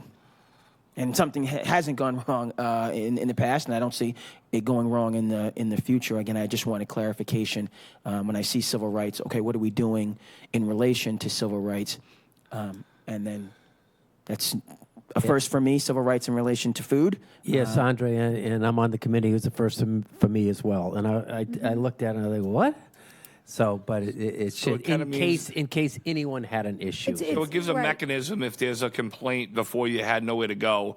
This makes it so the district has to have a complaint process in order to look at the complaint, where before we never had anything in writing to do that. more or Understood. less. Can I jump in for a second? Sure. It is required by the USDA related to federal school lunch program, so it's a required policy. All right, any other questions? Mike? Move to create policy EFE, civil rights complaint policy for child nutrition programs as presented in tonight's material. I'll second. Having a motion and seconded, all in favor? Aye. Opposed? Motion carries. Item 4.6, revised policy JIC, student discipline. This is the second read. I've had no feedback. Nope. Nope. Move to revise policy. Discussion again. Sorry. Sorry. sorry. Kathy, there's a number of policies. So in terms of not having feedback before, my thinking this was the time to discuss and kind of understand these policies a little bit more specifically. When we're talking about student discipline, I want to make sure that we, because these lines are quite. So the only change to the policy is that there was some language regarding Mass General Law at the end of the policy that had as a reference, and that has been brought into the policy, the actual policy wording, paragraph 1, 2, 3, 4, 5, after the 5th paragraph. So it's a revision in the policy because it's changing where some information is located so that it's more visible in the policy. And you can see from it, this is a red line version, and there are no other policy changes other than rearranging where that's located. Understood. So this is different. There's quite a bit here that I have some questions on when we're talking about student discipline, possibly for the superintendent to kind of get into when we're talking about suspensions, how those are adjudicated, who's being suspended, what those numbers look like. There's quite a bit here. So before we approve anything, possibly our superintendent could speak, as this is multiple pages. Dr. Ahern, can you unpack? So I'm going to interrupt. So this is an existing policy, and it was reviewed during the entire policy review process, and revisions were made at that time. It was approved by the school committee. The existing policy will remain in effect as this is written, with the exception of a reference that appears at the end of the policy is being moved to the top of the policy and is becoming part of the language of the actual policy, instead of people going to the bottom of the policy and reading the reference. But if you want, it's our same policy. It's the same policy. So this can be put, it's not for a discussion here now about student discipline. That would have to be an agenda item on some other meeting. It's simply, and if you're in disagreement, you don't have to approve the policy, but it's not a debate about the discipline in our schools. That's not the agenda item. So of course, it's not. Yeah. I understand that completely. But before I approve a policy, that's going to be the law of the land in the district, I, of course, need to understand the policy. And we have 3 or 4 pages here related to suspensions. It's our current policy. I recognize that. So the question is, I may need to abstain. I'm looking for clarification on what we're doing in relation to suspension. It's the current policy, that's fine. But this is something that comes before me regarding discipline and how we're handling it. So I'm asking the superintendent, can you please clarify? So it sounds to me like you're talking about how our policy is being implemented in the school and perhaps the procedures that are in place in the schools regarding student discipline and suspension. I'm asking if the superintendent who adjudicates this policy can explain what this policy is actually, how is this taking place in this? This is the policy. It's been the policy previously. I know that. Before we approve it going forward, I'd like further clarification what the current policy is. This is the current the current policy is actually this is the current policy. And the current policy is posted on our website, and it's redlined. So the only change to our current policy in this document that we're considering right now is that the paragraph that refers to this policy applies to student conduct under Mass General Law, Chapter 71, Section 34H and 3/4. This policy does not apply to student conduct under Mass General Law, Chapter 71, Section 37H, assault on staff, possession of dangerous weapon, possession of a controlled substance, or 37H and a half pending felony charges, or upon adjudication and or admission of guilt in court.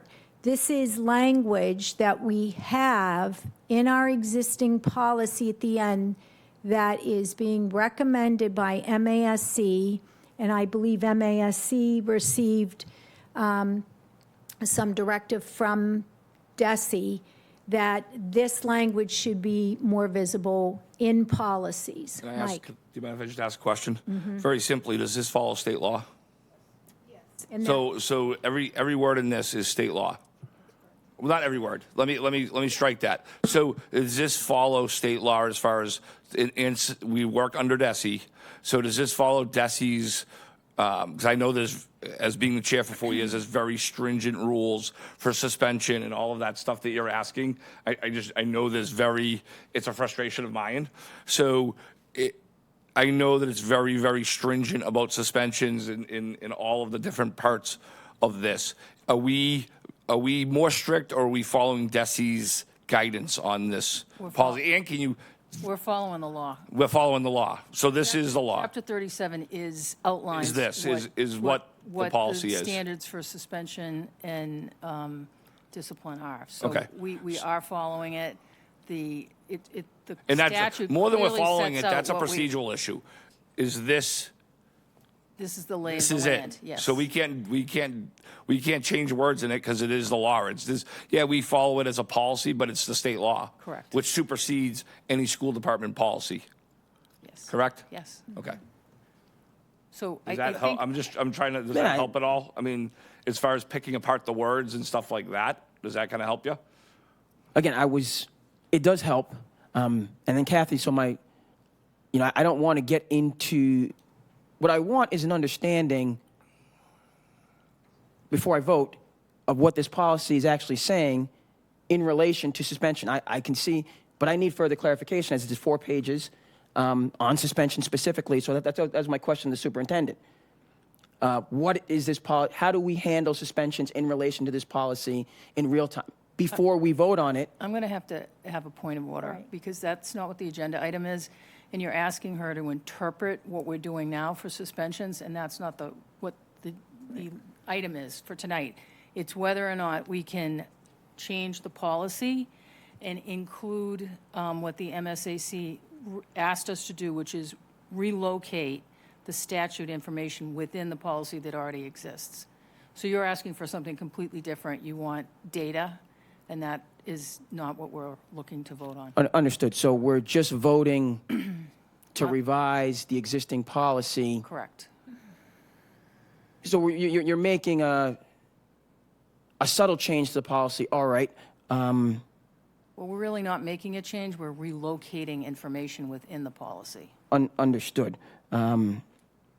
Again, for me, anytime, and these are all important, of course, I just want to know specifically what I'm voting on before that becomes the law of the land. And then should we have issues going forward, there's not the opportunity to look at it. But it's just a revision. Thank you very much for clarifying.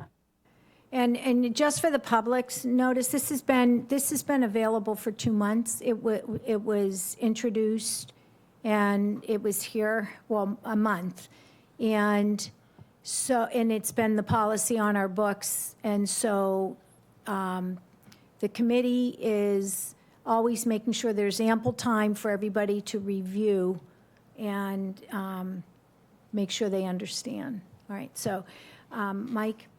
Move to create policy EFE. Oh, no, sorry, wrong one. Move to revise policy JIC, student discipline, as presented in tonight's materials. I'll second. Having a motion and seconded. All in favor? Aye. Opposed? Abstentions? Motion carries unanimously. All right. Item 5.0, consider new business. 5.1, approve, we're going to pull 5.1. We're not You want me to ready. table So it, or? 5.1 is postponed. Just to ask a question, it says move to table. Do you want me to read that, or no? We're just postponing it. No, mine says move to approve. Mine says, Yeah, okay, go ahead. do you want me to table it? Move to table item 5.1 to the next school committee meeting on March 20th, 2024. I'll second. Having a motion and seconded. All in favor? Aye. And motion carries unanimously. Item 5.2, superintendent midterm review process. This is a reminder that we're at midterm. The superintendent is formally evaluated annually, and committee members should schedule their individual meeting with the superintendent through Jen Kruzik to make sure that you have your discussions. All right, any questions? All right, anything to add? Jen, will you be sending something out to us just with like dates of availability? Yeah, cool, thank you. Okay. Item 5.3. The next several policies are revisions or creation of new policies that were considered and recommended by the subcommittee. And therefore, first read revised policy EFC and name change. Universal free school meals replaces free and reduced price food services. The language changed pretty significantly because the programs have changed, but both the current policy and the revised policies are in board docs for review. The policy committee does meet on this Friday. If you have any concerns, you can send it to us, or if that's too soon, you can reach out to either Peter or me. Any questions? All right, item 5.4, revised policy EFD and name change, school nutrition program charge replaces meal charge policy. And again, these are changes that were included in the MASC update to address what's currently part of the food policies with the new programs that have been implemented. Any questions? Item 5.5, revised policy IJND and name change. Access digital resources replaces curriculum and instruction. Same information, the policy changes were updated to reflect current technology and language, and it was more significant than simply providing some red lines. So the current policy is in board docs and the revised policy. Questions or comments? Item 5.6, revised policy IJNDB and name change, use of technology in instruction replaces technology acceptable use policy. Same information, it's based on the MASC updates. Any questions? Item 5.7, revised policy IJNDC and name change, acceptable use of digital resources replaces web publishing guidelines. Okay. Questions or comments? Item 5.8, the next 1, 2, 3, 4 are new policies that are being recommended by MASC. Create policy GBEE, personnel use of technology. Item 5.9, create policy JICJ, student use of technology in schools. Item 5.10, create policy KDC, community use of digital resources. 5.11, create policy KDCB, district website and social media. I do want to mention these, the policies regarding our food programs, our nutrition programs have been shared with the Dave Bideau. Services Director. Food Services Director, and the technology policies have been shared with the respective staff. There are several staff who reviewed them and provided input and attended our meetings. So we've received some input from the respective stakeholders, and anybody who has any questions or comments can reach out. Kathy, I just got a question. My computer over here just crashed, so I can't look at the actual policies. So 5.8, the personnel use, the student use. I can't pull them up on this. So just for the community, are those exactly what they sound? Is it going to be about? I mean, Yeah, it's creating new ones, correct? They're creating new policies. We had policies that addressed it. Some of the language that is, for example, specifically in policy GBEE, personnel use of technology, was embedded in other policies. So it separated out the different areas of the technology policies and created several separate policies. Okay. And then the one policy, or the couple of policies that had more content now have less content. So it's just been shifted to new policies. It's been shifted, and the language was outdated. And some of the policy, some of the wording of the policy just didn't apply anymore. And if you think about how quickly technology changes, this is probably going to be a recurring revision, simply because technology updates could change what we need in the policies. Can I just ask one other question? Are these policies available to the public? They're on the public, yes. Okay, so what I'm more or less saying is parents can go look and our can staff see it. can go look to see these policies, and like I would suggest that parents and staff look at these two policies. All the policies. All policies, but especially these, just so we don't have something where all of a sudden we're talking about it next month and then everybody's like, oh, wait a minute, and then it becomes a problem. So I would Right. suggest that people go look at these two policies. These are all the policies that have been brought up this evening, both those that were just approved, and these first reads are all posted on board docs in the public section. Okay. Anything else, Mike? No, sorry. I just like now it all just came back up. But I just wanted to, because I know before we've talked about technology and kids and technology and staff, and I know could be kind of controversial. So I just want to make sure that people look ahead of time at it versus waiting until we're talking about it next month. Right. Okay. Thank you. All right. 6.0, Finance and Facilities Business. Item 6.1, Fiscal Year 25 Budget Presentation. Sarah and Chris.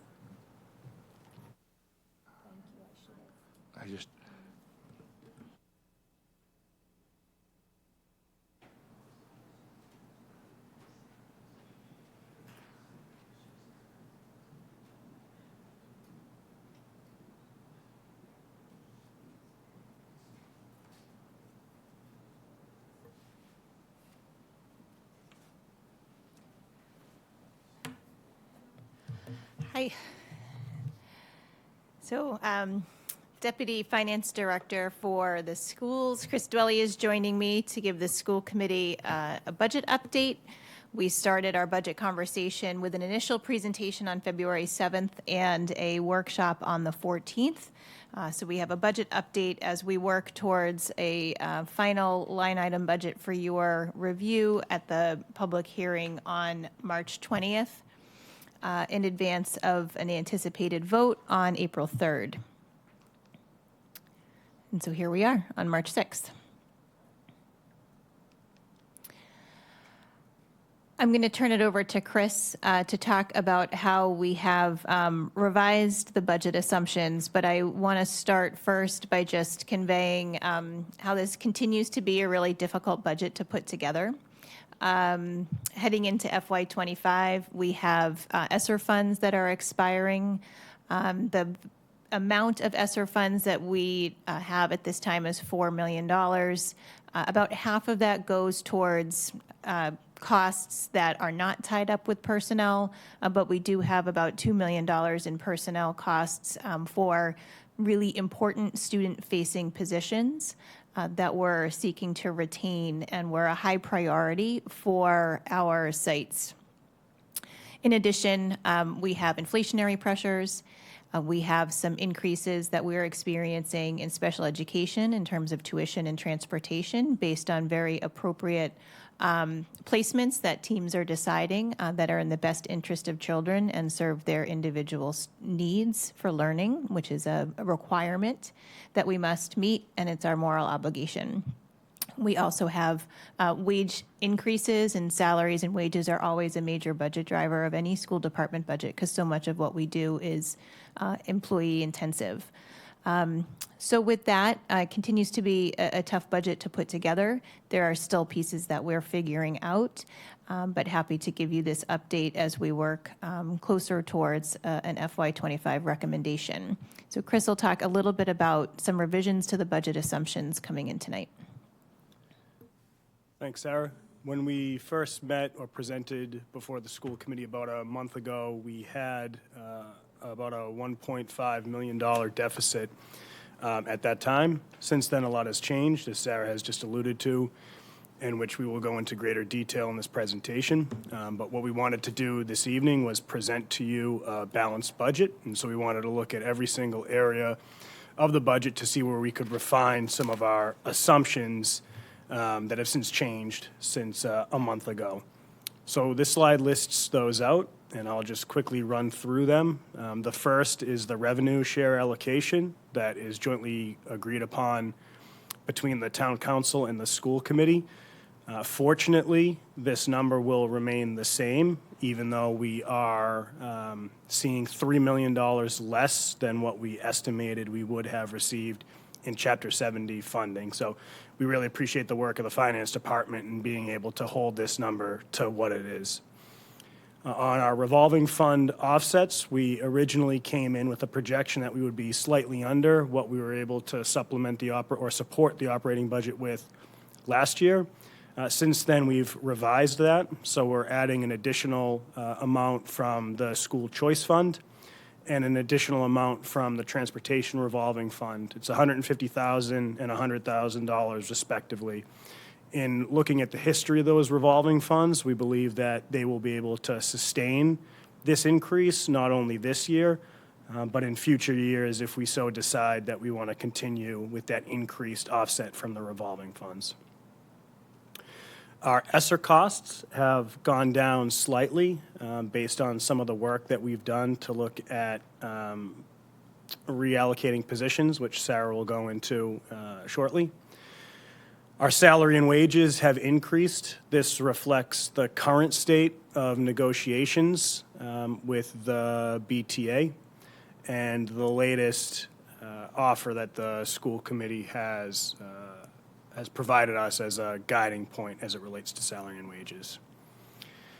We have decreased our special education increases. In speaking with Sarah and the special education department, there may be an opportunity that the projected out-of-district students that we were anticipating next year may be able to remain in district, which would reduce our out-of-district tuition and corresponding transportation costs as well. Our inflationary adjustments are just that. They're mainly contractually based, and while you'd hope they'd come back to you and say that they're going to charge us less, that often doesn't happen. For building-based substitutes, we have reduced this by $100,000. This is primarily based on what our year-to-date spend in this fiscal year is, and assuming that we'll be right around that same number next year. And you see our savings account support has gone up a slight amount. We initially had this savings account support tied one-for-one to what the ESSER cost was and folding that into the operating budget. But what we thought is that we would continue to carry that savings account support number and hold that regardless of what changes were made within ESSER, so that it's just it fits within our model and is able to absorb a small amount of additional operating budget costs, particularly in FY25. Just as a reminder to the committee, this savings account support is a 4-year step-down approach. We do not and are not at this stage projecting a $2.3 million amount of savings for next year. We're projecting 75% of that cost next year, 50% of that the following year, and 25% in the fourth year.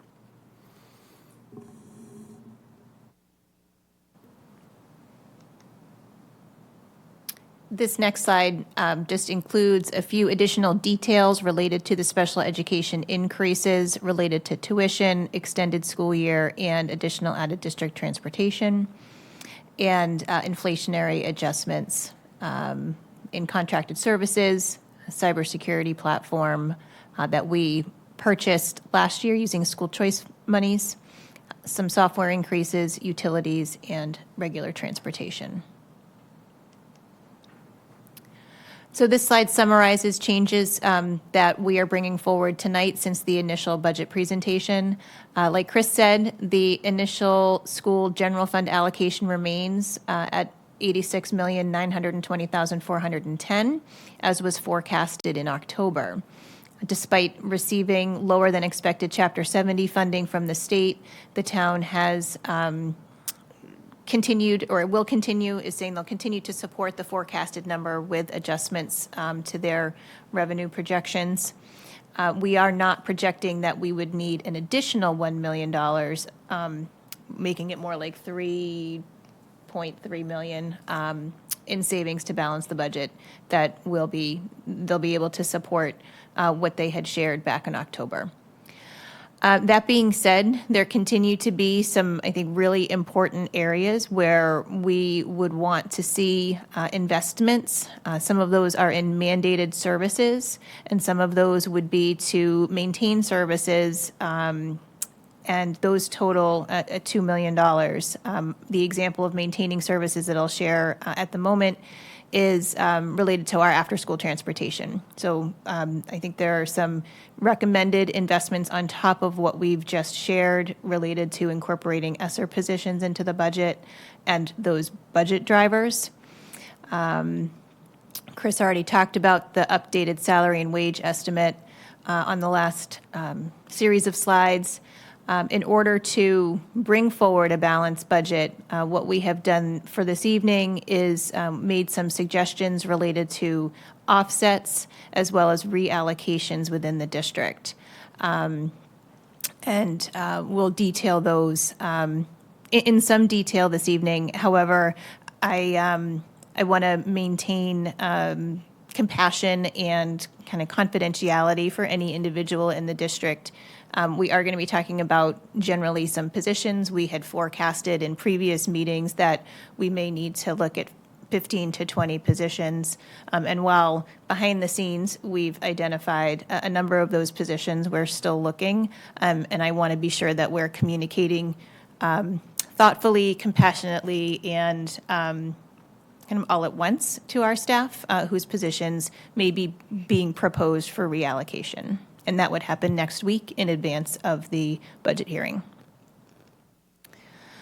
So in terms of where I think we need to continue to invest are going to be in selective areas that support the district improvement plan, making sure that we're attending to our student needs, continuing to equitably allocate resources across the district.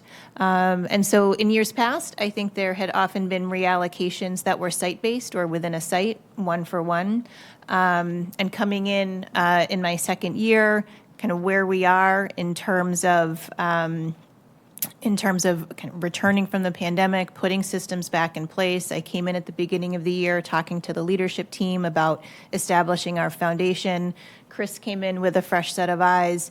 The proposals that we have tonight are a bit more systemic, really to create more equity across the district. While there may be some building or site-based one-for-ones that we'll see, we are also thinking about the bigger pool for all of our buildings. Efficient and effective systems. We're talking about putting some things in place for some more efficiency. Attending to facilities planning and space needs, although there's not enough in here. We cannot support the facilities planning and space needs to the extent that we know is required, particularly through our operating budget. Fortunately, Mike will share a little bit later the capital plan and our capital projects, but it doesn't take away from sort of an operating need that I think is going to go under met. It's not a word, but that's what's coming to mind. So it is a conservative budget, although you'll see that it's at a 7.79% increase, largely due to the ESSER expiration. And we're really trying to build some sustainability, predictability, and transparency. As noted in previous meetings, we had 108 submissions from our 18 cost centers with a net cost of $5 million. The highest priority from our cost centers, by and large, were those ESSER positions and retaining them as essential student-facing positions. But they also requested additional ideas in terms of supporting their budgets. We did ask sites to consider where to reallocate resources, and they've done so, and we're continuing to identify those spots. And the themes, like I said, were on retaining ESSER positions, English language learner support, and special education. We noted this at the budget workshop. Here are the ESSER positions that we're proposing to retain in the district. And like I said, we're trying to be mindful of individuals. So it's kind of general or generic here. But we have English as a second language teachers. We have social workers and counselors, PCAs or personal care assistants, special education teachers, interventionists, classroom teachers at the high school, admin assistants, and another employee in a different category, all of which are providing essential student services. So those are proposed in our budget to be retained.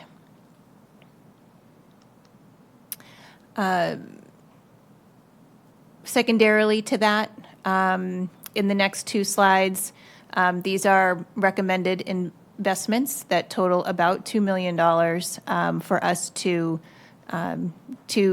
put into the budget for FY25. 2 special education teachers. We have 17 students coming into kindergarten from our early learning center. So the special education teachers and the PCAs or paraprofessionals that are listed here would be to support the add of those students into our kindergarten spaces. We put the PCAs district-wide to recognize that there may be some assignment changes happening across the district based on student movement. And the special education teachers are proposed to be housed at Centerville, although I have some concerns about Centerville's ILC numbers getting so large, so we are looking at potential other locations. Sarah, can I just interrupt you for 1 sec? Sure. Just because, so FTEs is obviously FTEs, but what's the REC FTE over to the right? Recommended, in case there's any difference, and there is a difference on the next page between what's Thank you. recommended. Yeah, so there's requested amount and then recommended FTEs and recommended amount. Okay, thank you. You're welcome. Speech and language assistant to meet additional speech and language service needs across the district with the additional students coming into kindergarten. At Hyannis West, increasing the art teacher from 0.8 to 1.0 FTE. Right now, we are kind of borrowing a little bit out of Title I, and it's really not an appropriate an expense from Title I, so this would kind of clean that up in the budget. At BCIS, increasing the science teacher by 0.2 and increasing the art teacher by 0.4. Which would better address scheduling needs at that building. Strategic initiative that's been a priority is introducing JROTC to the high school. We're estimating that to involve 2 staff members at about $200,000. The Coast Guard would reimburse us by 50%. Depending upon the size of that program, that number could be 1 in the initial year. They're kind of saying if you have about 50 students, you would have 1 staff member. If it were 100 students, you'd have 2 staff members. And once you get to 150 students, you'd probably need 3. So we are working towards 100 students in the first 3 years of having the program. So in terms of budgeting, we've put 2 staff members here. We have 22 students who have signed up for the program, and we have not done any advertising or kind of talking it up. So I think the number will climb. We have an increased number of students who are with us after their senior year in a post-grad program at the high school. So these are mandated services until the children reach the age of 22. That room is a busy place with lots and lots of students. I know Jen and Kathy and I went in there a couple of weeks ago, and they do need another teacher as part of these mandated services. The next 2 positions are to support our growing English language learning population and program at the high school. I'm really impressed with the work that is being done there. There is a multi-language learner task force that involves our director of multi-language learning. It involves our bilingual guidance counselors. It involves the principal. We have our family liaisons now working on this, and we're continuing to expand to teachers. But we really have a lot of students who are newcomers to us. And so they're building a really important model to be able to support newcomers versus beginners versus intermediates and our advanced students. So there is a recommendation here around adding an EL teacher at the high school and 2 teaching assistants who are bilingual to support our newcomers. We've heard a lot of the success of the community mentors that has been funded through ESSER as stipends.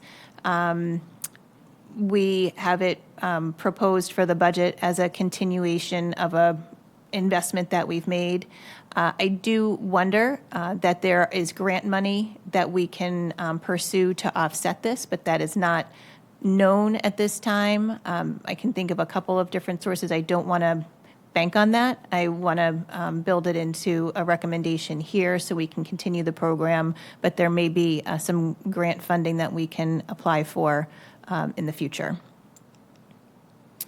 Mandated services related to ESY and summer ESY. I'm wondering if this is double counted based on another slide. It nets out. It nets out. Chris tells me it nets out, so don't worry about the numbers. We've got a duplicated message here, but we do need to add monies to ESY based on increased need among our students. And then we need to shift the nursing ESY expenses out of the current grant. We've been told that it's not going to support it. We have a placeholder related to increased translation services, particularly for highly technical documents that need to get sent out of $80,000. This relates a lot to special education IEPs and other formal documentation that requires a level of expertise. We are exploring competitive and strategic long-term solutions through an RFP. Using a different contractor that comes off the state bid list, and also looking at perhaps some internal structures that we can employ so we can translate more templates and then have less of the entire form translated, and then we're kind of more efficiently using resources to translate the substance versus the template. Henry Stevens, our new athletic director, is here this evening. He has proposed some additional funds for the athletic budget, given the success of our programs, as well as the expansion into the middle school, which I think is supremely important. It's a vision that Jason Canetta had and has worked to increase our middle school programs. It keeps kids in school. It keeps students engaged. It builds strong relationships and social emotional skills, but it does need some additional support and oversight. We also are a very successful program, and so there's some increased costs related to transportation, EMT services, game day management, and officials, as well as some apparel. So I'm not sure that we're able to support his entire request. And so we've recommended an amount that could potentially be offset by increasing athletic department revenue, which is an uncomfortable thing to put on the table. But the athletic fees have not been reviewed in a number of years, and so we have a proposal tonight for your consideration. Sandy Gifford, our Director of Transportation, is also here with us this evening. She is requesting $37,815 so that we can continue to provide after-school transportation for our thriving extracurricular opportunities. Transportation fees is another area that I'm reluctantly putting forward, but it has been some time since our transportation fees have been examined. They've done some research related to bus pass fees, and it is a possible way of offsetting some of our transportation cost increases. We have a regular rollover of devices. We are a one-to-one district for students, and so there's a $67,000 increase in the device leasing that's expected through the tech department. In terms of maintenance, we are contracting with outside vendors at a greater rate. This is a recommendation for $200,000. The request is $438,700, which is a more realistic figure. As I mentioned, this is a very, very difficult budget to be putting together. We're trying to present to you what a balanced budget looks like. So the recommendation is $200,000 at this time. In terms of staff devices, we have a regular rollover of staff devices for their productivity and their teaching. This proposal is for $50,000. We're looking to alter the lease from a 3-year lease to a 4-year lease to get extended use and a little bit more mileage out of the devices at the recommendation of the technology team. In terms of custodial staffing, we do recognize a need to add some additional staff. We added one FTE recently. You added one FTE recently at our request for a floater. This would add a second floater position to enhance coverage across the district while we continue to work on some of our procedures internally about custodial coverage. And we have increased needs for board-certified behavior analyst in the district. We have one right now that is covering all of our elementary schools, covering elementary or district? Elementary. Sorry. Catherine Zinni and Eric Brunage are here as the co-directors of special education. I wanted to make sure that I didn't misspeak. We have one BCBA currently covering our elementary schools. This would be a second BCBA to help support behavior interventions, behavior plans, working with our staff. We would be able to offset this through a currently existing vacancy. And then lastly, continuing to invest in our district-wide curriculum review. We are modeling a long-term system of curriculum review, which I think is supremely important for each and every one of our classrooms and students, like the GLEAM process that we've undertaken for literacy, in order to have a regular curriculum review in all of our subject areas, math, science, social studies, make sure that we're current, make sure that our teachers are receiving their professional development in the content areas.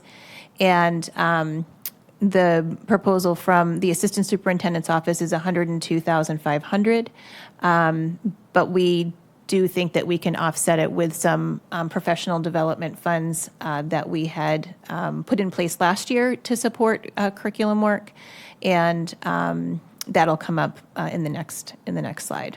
So all told, of these requests, and as I had mentioned earlier, there were more that did not make this list, would be about $2 million in the recommended amount.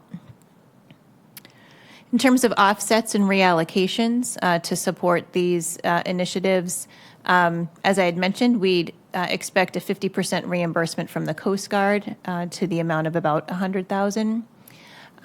The athletic fee proposal that Mr. Stevens put together would generate approximately $170,000 in new fee revenue. The transportation fee proposal from Ms. Gifford would generate $95,250 estimated in additional revenue to help offset those departments' costs. The $50,000 shift from professional development funds into it really would be used for professional development, but it would help support formally that curriculum review process. We looked at our current expenditures year to date in terms of kind of discretionary funds, and based on the balance that's left at this point in time, now that we're in March and the year's almost over, we're looking to reduce selected supply expenses by about 5%.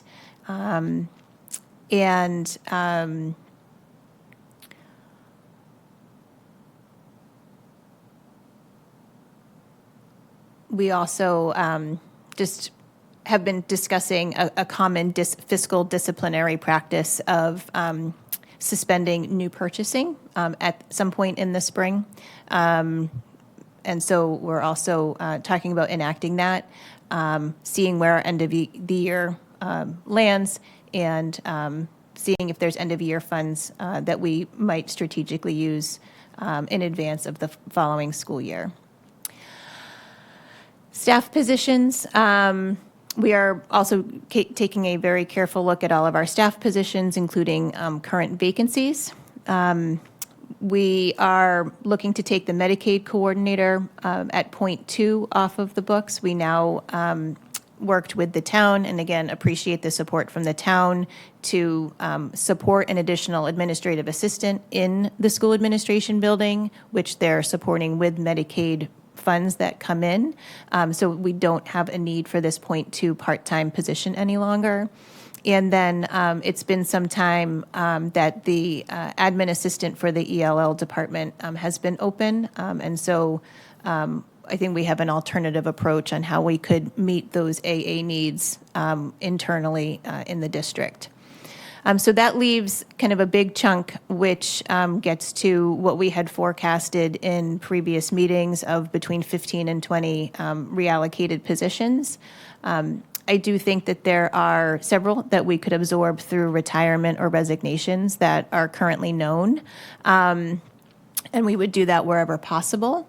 We've also been taking a really careful look at our class sizes, and in the capacity assessment and the conditions assessment, there was a close review of class sizes versus our buildings, and we identified some pockets where class sizes are on the lower side. So nobody likes increasing class sizes, but there are some places where I think an opportunity to right size would actually solve a couple of challenges, including some space challenges if we keep our class sizes within our contractual requirements, which would keep class sizes in the low 20s. We could also create a little bit more breathing room in some of, unfortunately, there's not a lot of room where our biggest pressure points are K to 3, but there may also be some breathing room for space in certain places. And then I would say if we have some class changes, fewer substitutes as well, needing to cover a smaller number of sections. So we're taking a very careful look at class sizes. But anytime we would be looking at reallocation of staff positions in the district, we would look at both student-facing positions and then non-student-facing positions. I think it's only fair to really look very broadly and think about what is in the best interest of students and going to be least impactful within what's most important and what's most central, which is that classroom. So that brings us to about $2.2 million in offsets and reallocations. I'll turn it over to Chris to summarize this update. Not much of an update that hasn't been previously stated. This is just a breakdown, particularly at the far right, of our major funding sources. You see the savings amount listed at 2.3, the 750,000 of school choice, which originally was 600, but we added an additional 150,000 to it. Our circuit breaker, which remains unchanged, which is a defined number that we will be receiving from the state. And then, of course, that general fund allocation at $86.9 million that we discussed earlier.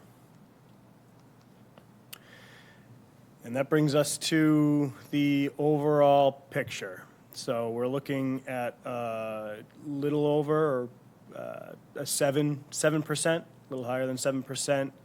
Year-over-year operating budget increase, just under $6.5 million, which is a little bit more than last year's budget. But I would point out the addition of the ESSER positions at 2.1, which is, helps drive that number up to that 7% year-over-year that you see.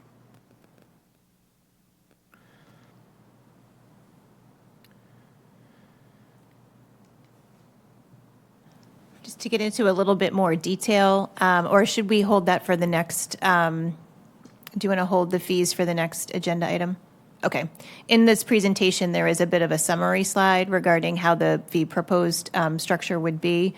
Maybe I should just briefly recap it so that for any questions that you might have. In general, we've been working with a fee structure of $150 per participant, and athletic fees have been capped at $450 per family per year.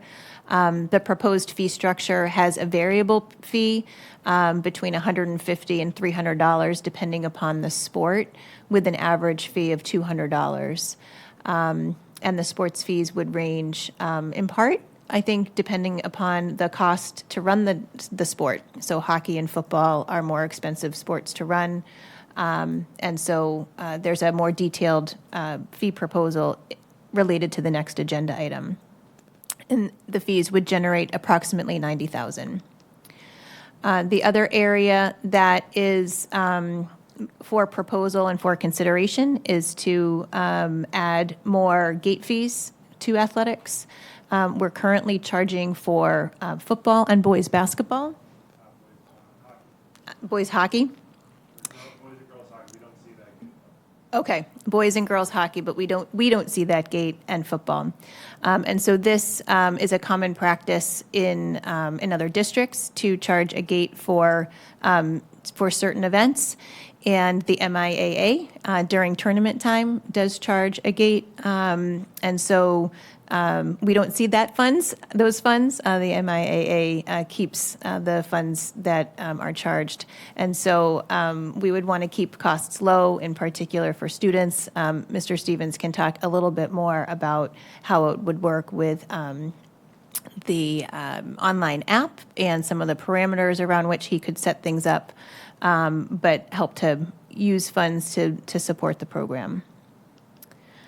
And then in transportation, it's been some time since fees have been looked at, and we know that there's been increased costs associated with bus transportation.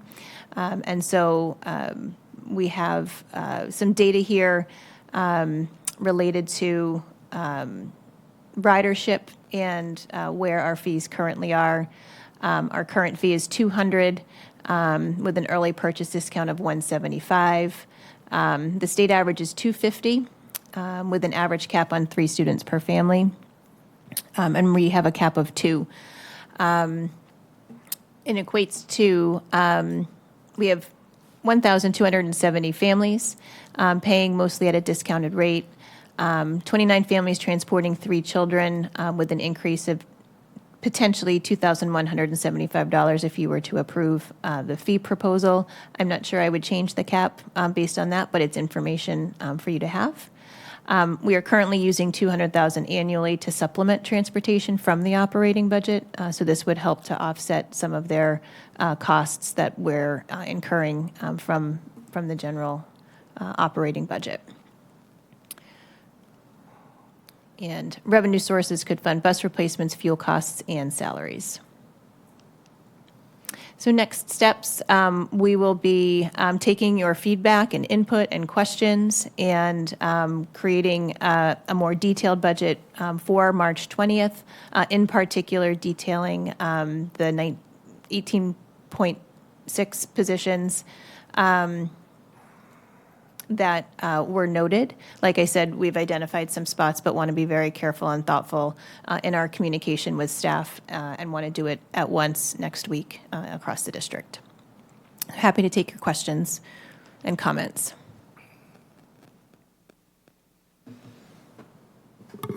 Questions or comments? I'm going to start with Peter.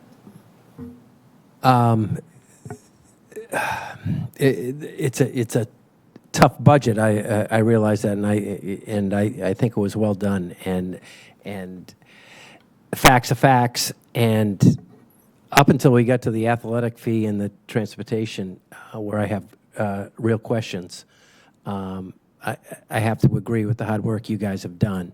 Should I save those questions? Are we getting the athletic fee questions, or should I go ahead with them now? I would say let's hold off on the fee questions until we get to that item on the agenda, but Okay. any other questions? A transportation fee?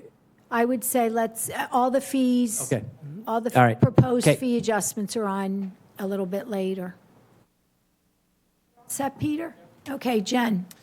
Yes, thank you for your hard work. I know it's hard to get blood from a stone here.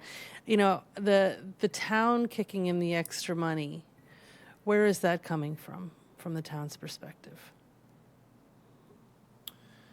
It's primarily 2 areas. One is we received a lower than estimated pension assessment, so that helped fill the gap. And then the other primary area is some adjustments to our local receipt estimates, motor vehicle excise income, investment income, beach stickers, building permits, et cetera. Lower taxes, but higher valuation on properties, I think probably too, right? I mean, we And anyway, so that's interesting. I just always like to talk about how we are all part of one wheel, you know, we're all a cog in the wheel, and the schools are a department of the town and take a ton of money from revenues produced as it should be. That's the way the whole equation works out. But, you know, as we move forward with these massive projects that we have, like the sewer, I think it's really important that we talk about our town as a whole and about how there's one pie of money. Because when I sat on the council, when the school budget was presented to us, rarely was it presented to us in these stages. And I'm not saying the town council should weigh in on what your budgeting ends up saying in the end. I'm merely suggesting that it would be probably beneficial if we're planning on selling the budget to the town council that there be some communication, and I don't know if there has been or not, with the town council prior to going and just, you know, showing up and asking for a 7% raise, because that communication is absolutely essential. And I feel the same way going the other way. I feel like the sewer project should be, Markel should be here talking about the sewer project. And every teacher and every parent should know that their mortgage or their rent or their taxes or whatever are affected by that. And in order for us to work together moving forward, when we look at the facilities, when we look at in fields plus structural facilities, and we talk about money, we have to understand that we are all part of one pie. And so I just say that because having been a counselor and having voted down the budget on several occasions under different leadership, I did that because I didn't feel, one of the reasons I did it, not all of them, I didn't feel like there was an understanding that this town must work in unison. And a lot of it felt like it wasn't communicated well, that it was a foregone conclusion that the money would be awarded, that there wasn't thoughtful reallocation, things like that. And I mean, this is a very well put together presentation. I understand everything that's in it. I understand that it was a tough budget. And I also understand that the taxpayer is the ultimate authority of not only this board, but also the town council. And so I just want to make sure that that is very clearly communicated to the people who say yes or no to the budget. But great job, thank you. Andre. Yeah, thank you for this informative presentation. Just wanted to ask about the retirements to offset or staff positions to be determined. Essentially $1.4 million. This is going to be absorbed through retirements and resignations as well as maintaining class sizes. Can you? Sure. So that proposal, that item is a placeholder regarding our careful look at staff positions in the district and reallocating the funds elsewhere. We would absorb through retirements and resignations wherever possible. So based on class size, if we can collapse sections and there is a retirement or a resignation, asking ourselves, do we need to replace this position, and perhaps not posting forward and consolidating those sections. I don't know that we would be able to do it for all 18.6 positions, but that would be the starting point, so as to minimize impact on anybody that we've worked hard to bring in the district and recruit, the investment that we've made in terms of mentoring and induction. I don't anticipate it being possible in every spot, but wherever possible, we would first look to natural attrition that's happening through retirements or resignations. The overall goal, we do have contractual requirements related to class sizes, so I put that in there to note that we are cognizant of our class sizes, and we're not looking to drive numbers up to 30 in our classrooms. That our contractual requirements have class sizes in the low 20s. Many of our K3s right now, while we have some small pockets, they range typically anywhere from 19 to 23. Not looking to touch those, but if there are smaller class sizes elsewhere, we would want to kind of right size those sections. And some opportunities emerged when we were doing the capacity assessment. Thank you. You had previously noted we had a visitor to the district from Lexington who was impressed with our offerings and the program of studies that we have, which would be respected and appreciated statewide. And I just conclude the work that our community mentors are doing at the high school and seeing that extend possibly to the intermediate school, the United School, our other large buildings. And we have over 20 students already signed up for the JORTC program without advanced notice and marketing, to just add to that program of studies. And so the work that's done to incorporate and retain some of these initiatives that we have that are showing results.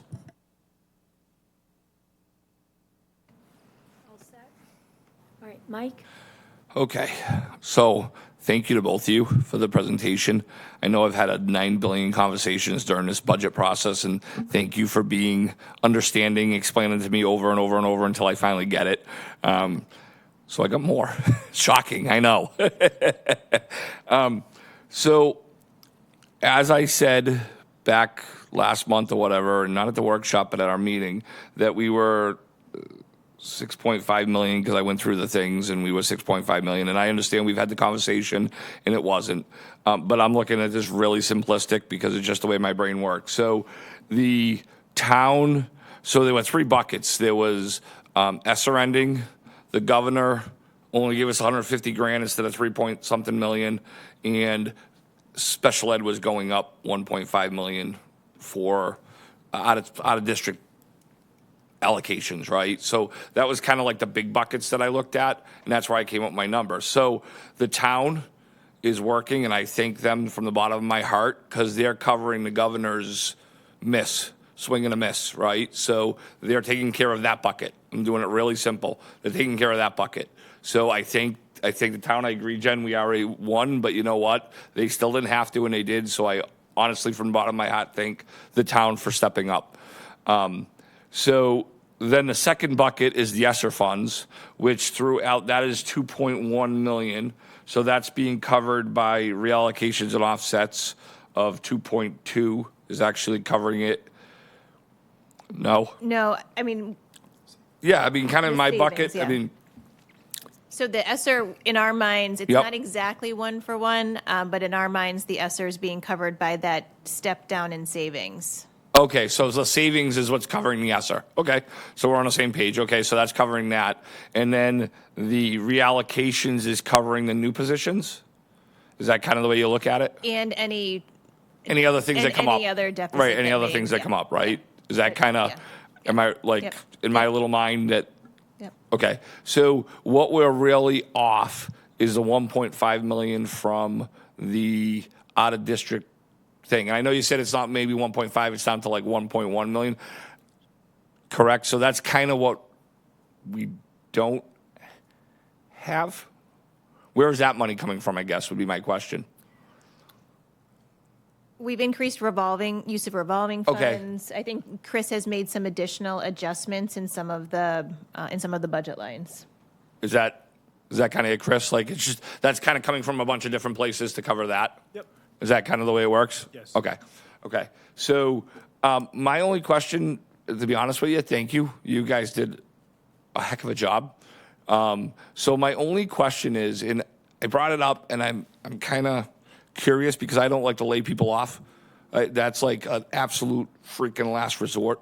So my question is, we had talked about at the workshop about how there was about unfilled positions through the school system.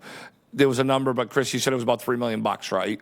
So my question is, when you look at those positions, I'll take a speech pathologist just as a position, right? So it's a position you need to have. We have those advertised, but we can't fill them, right?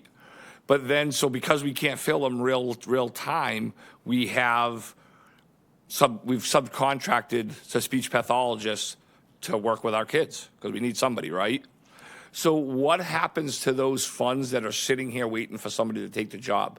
Are those transferred over to cover the contracted services?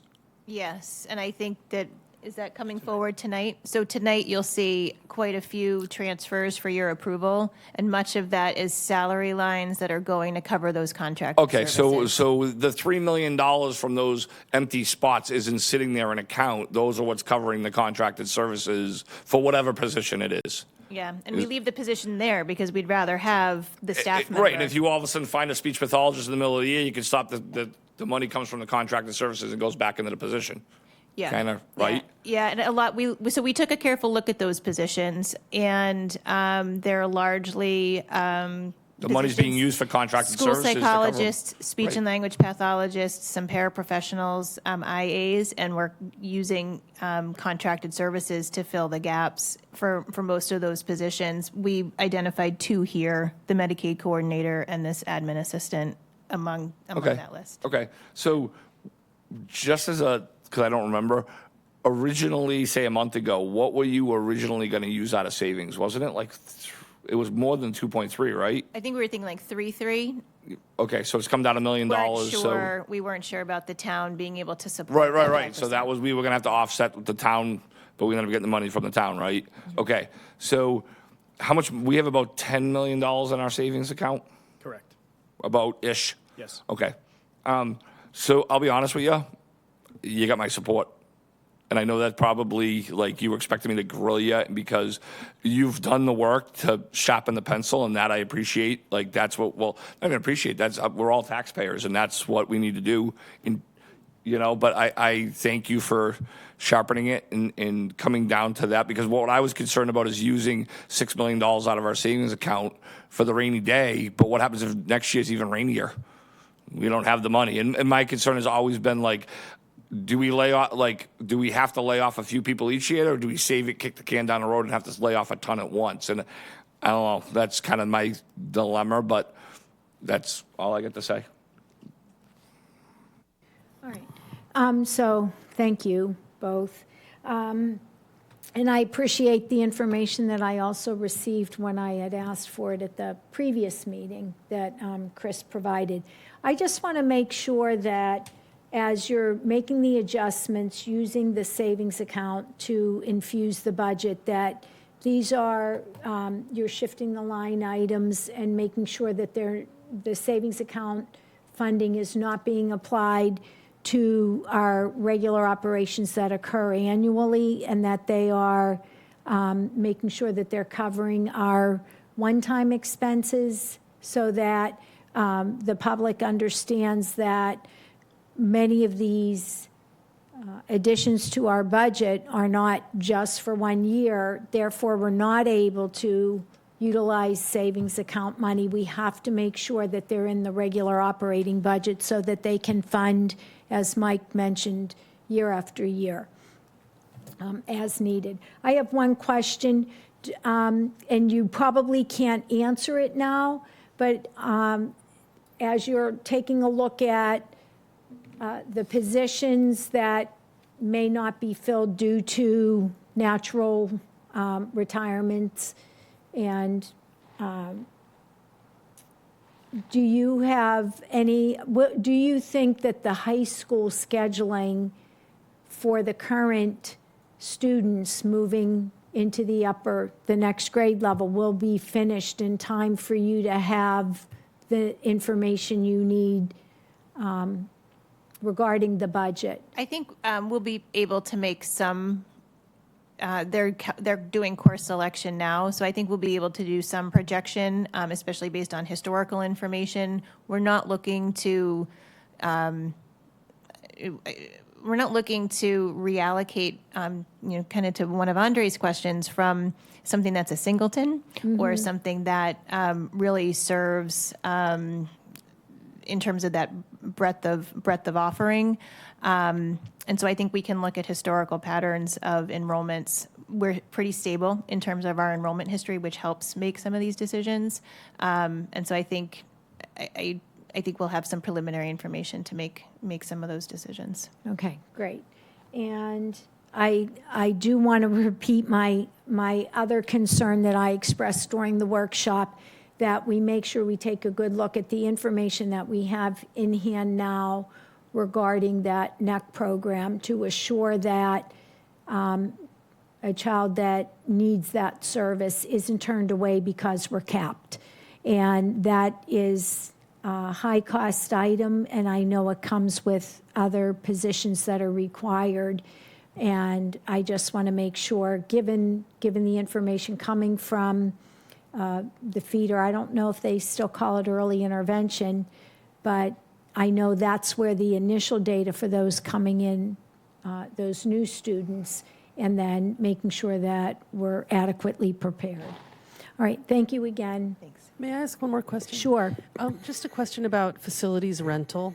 I know the Symphony has its own particular tiny little contract, but what about other events and things like that? Is there a possibility that those fees could be raised, or is that something looked at? That is something that you could consider. We've done a little bit of an analysis on our fee schedule for rental fees. It is certainly something that you can consider. We do use that revolving account to help offset some facilities costs. In our analysis, it's a little tricky. Some of our fees are higher, and we do hear feedback from the community that our fees are higher than comparable districts or nearby districts. I shouldn't say comparable, though, because some of our fees are higher because we have facilities that are not comparable and are bigger or better, and so we do charge a bit more for them. So it is something that you can consider. I think we have a fee schedule in board docs that includes the rental fees. The current rental fees are listed for you, and then the Symphony lease is up next year. So that's another kind of component to be thinking about. Yeah, I'd rather raise that than raise athletic fees. Sure. Any other questions or comments? All right, thank you. We can very provide much. some additional rental fee information over the next couple of meetings to share with you. Okay. Thank you. All right, thanks. Item 6.2, fiscal year 25 fee schedule. Chris, I guess, Sarah? So we have, I'm going to go back up there because I want to see what's in the board docs. We do have Henry Stevens here to talk a little bit about athletics, and Sandy Gifford for transportation.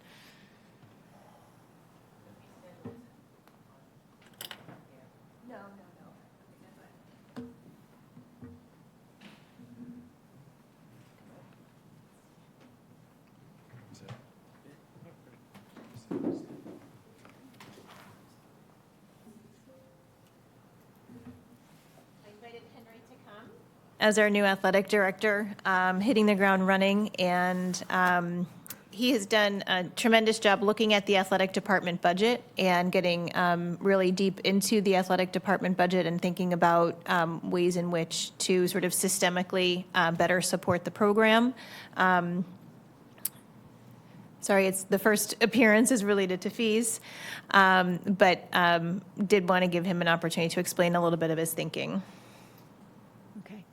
Yeah, so fees, as I understand, have remained at $150 per athlete. Now, if you do qualify for free and reduced lunch, we do waive the fee. That would continue. But as costs increase, transportation, equipment, our programs are building. We're going to bring in the middle school next year. We need to find ways to fund it, and I think that an increase in athletic fees.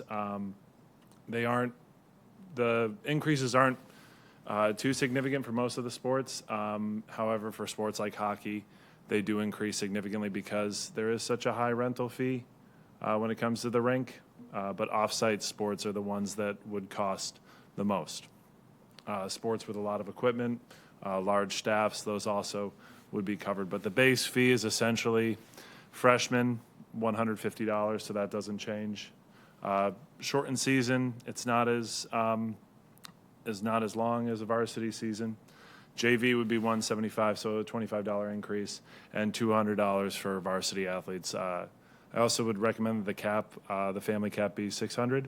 So that's kind of the basis. Those are the bare bones of it, but I'm happy to answer any questions that you all have. Can I jump in for a second and just add another detail? The proposal includes $100 for middle school athletes, and we currently don't have any fees being assessed for the middle school athletes, and would actually drop the unified sports fee from $100 to $50 based on your assessment of kind of comparisons and the length of the season and events that they do. And part of the reason why I do think we should charge for middle school, I do want to see the program expand. Jason's done a great job to get participation, but we're also having significant cuts for those teams. So finding the resources to have an A and B team for our sports like soccer and I talked to some of the coaches. They had 50 students go out for basketball, and they had to cut it down to 15. So that's 35 athletes that can't play. So if we can have an A and a B team, or a 6th grade team and a 7th grade team, that's only going to pay dividends in the future for our freshmen. The goal is to have freshman JV and varsity at pretty much every sport that we have. We're too big of a school to not have freshman JV varsity. So building a strong middle school program. And as someone that was 6'2" as a 9th grader and then 6'10" as a senior, I was glad that I had a freshman basketball team to play on and I wasn't cut. So I think building those programs out a little bit. I'm more looking at the prices to get in because I didn't play the sports. Any questions? I have a question. Yeah, Peter, did you want to go? You go first. Yeah, I have a bunch of questions actually, and I hope to get them all in here. I'll start with I don't have a problem with the middle school a fee, and I like the thought of an A and a B team and all that stuff. So, but as we get into the high school sports, this is quite an increase. Or to me, it's just another tax on these families.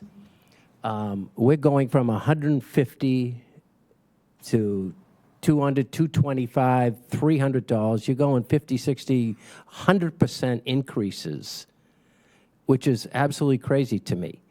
If you say, well, gee, we haven't had an increase in a while, well, why not? Why not have gone up $10 back in 2060? I don't know when the last time there was an increase, and $5 the next year, and $10, and not hit somebody next year with these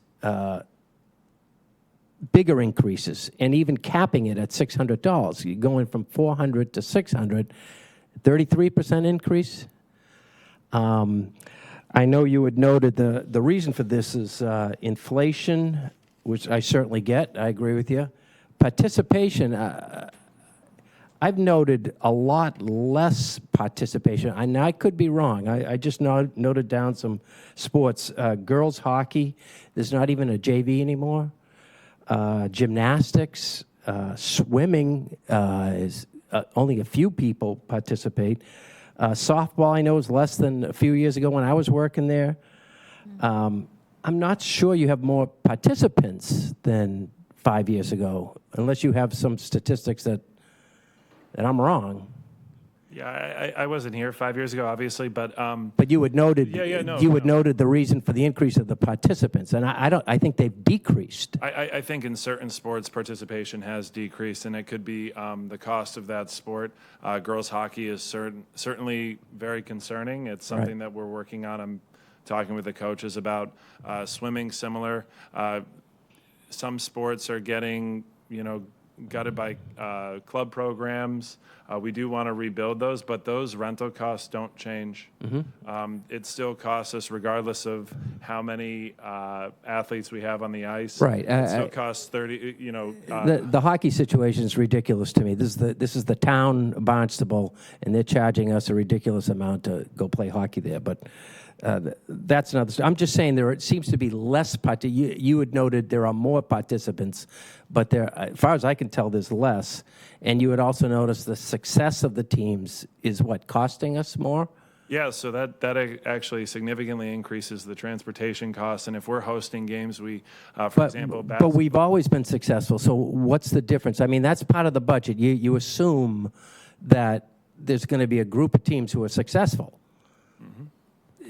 I don't know. are we that much more successful than we were 5 years ago? No, I mean, the costs have continuously increased. Yeah. And as I understand it, the budget hasn't really increased, and we've been. Well, that's my main argument with the budget. It's a huge increase, and that's my main problem. You want to come here and say, okay, we're going to increase it to 175. I understand, but this seems to be a large jump. And if you want to note a couple of sports, go to 200. Hockey being one of them, and football, I guess, another one. I don't know, does golf cost us more? I don't even know which ones. But I could understand that. But just everything just going up. And to me, at a large amount, I'm not a fan. And I'm also not a big fan of the charging, the amount you're suggesting to get into a game. It's just, to me, another tax on the same families that are paying this, unless there's a way to get all the family members in. Maybe there is. And adults, $6, and I don't know. It just seems, right now it costs nothing. I've attended a couple of basketball games, and now it's going up to $6 again. That's a big increase to me. Those are my thoughts. Thank you.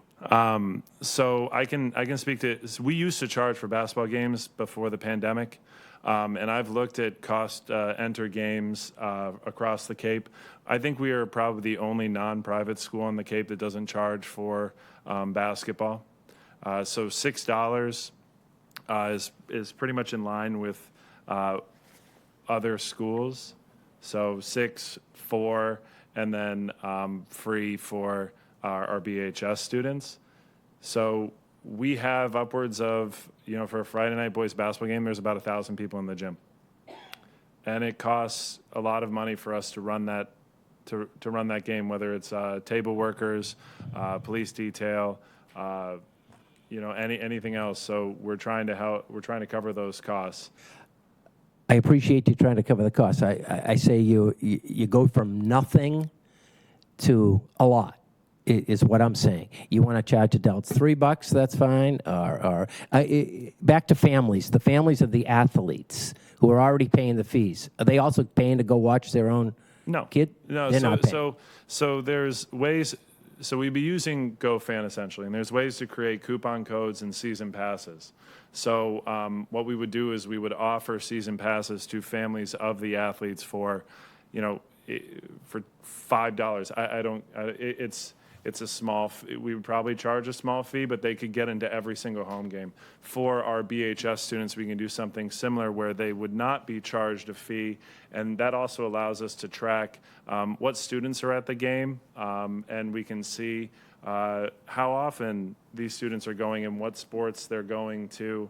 And if we see, in the future, if we do have let's say we have a student that's going to every single girls' soccer game, but she's not playing soccer, that's a future soccer player. Right, so there are opportunities using this GoFan app to create coupon codes, create family discounts, significant family discounts, so that they aren't getting double charged. We would not.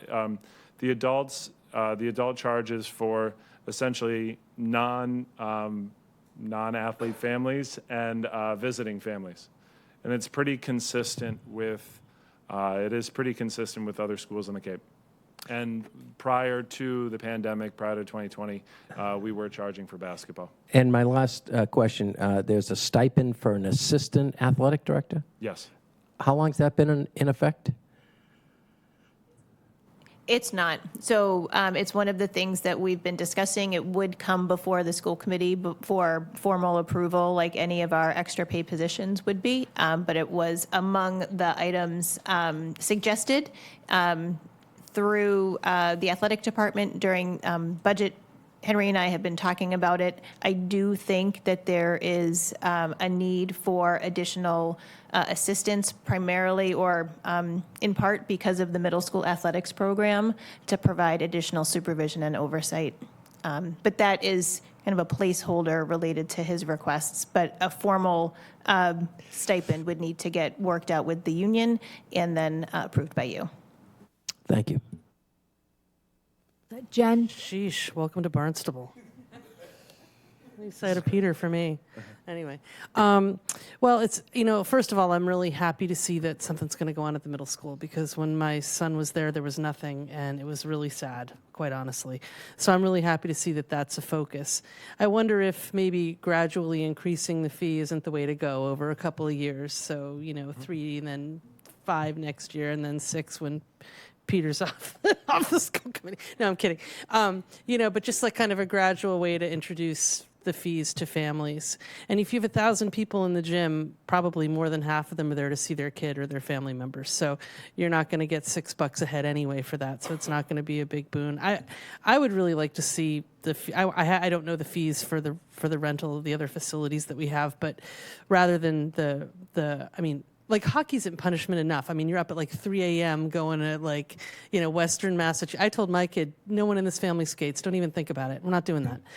So no, thank you. Karate's great. Meets on Wednesday nights. So I would really like to look at in other areas rather than put athletics out of reach for some kids.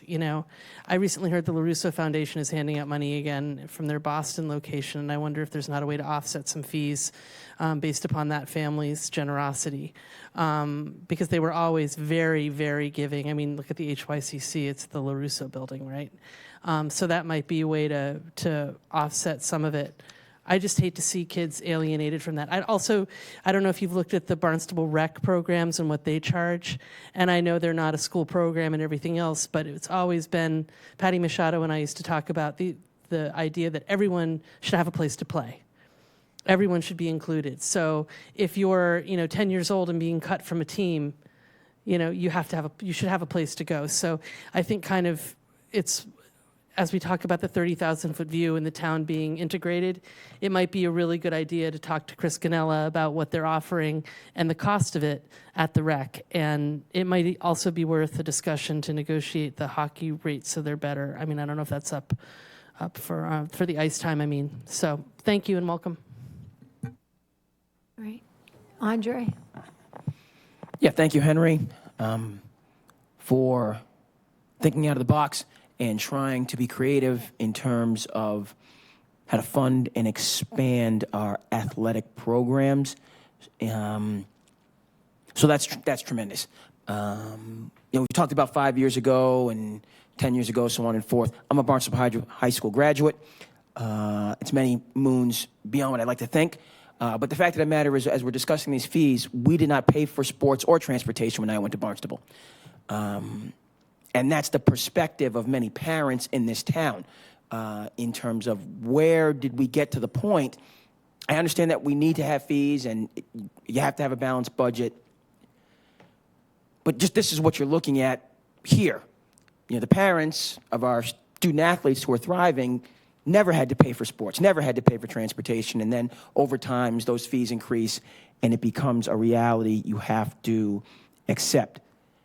I'm going to agree in terms of possibly a gradual increase. $80,000 total here, $90,000 total there. Obviously, every penny counts.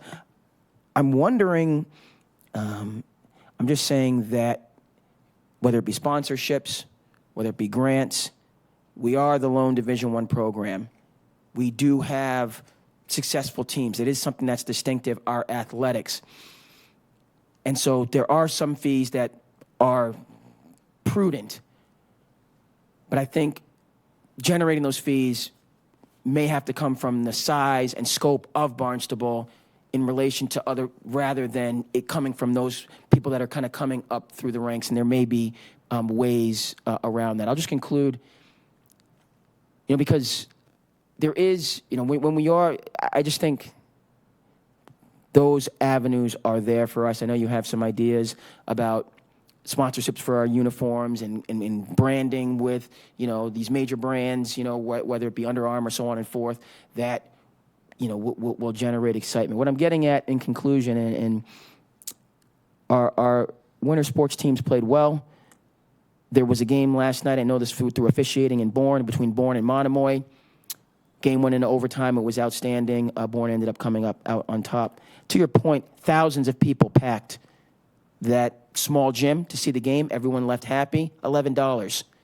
the charge from the MIAA, all the money then going to the MIAA. Yes, people will pay in certain instances. That can be included. To Peter's point, when we have a Barnstable DY, Barnstable Falmouth, even if you don't charge the parents, you're still going to get, all those thousands of people that packed into Bourne's tiny gym were not direct relation to the players, but they paid $11 and they didn't think twice about it. I think you're onto something.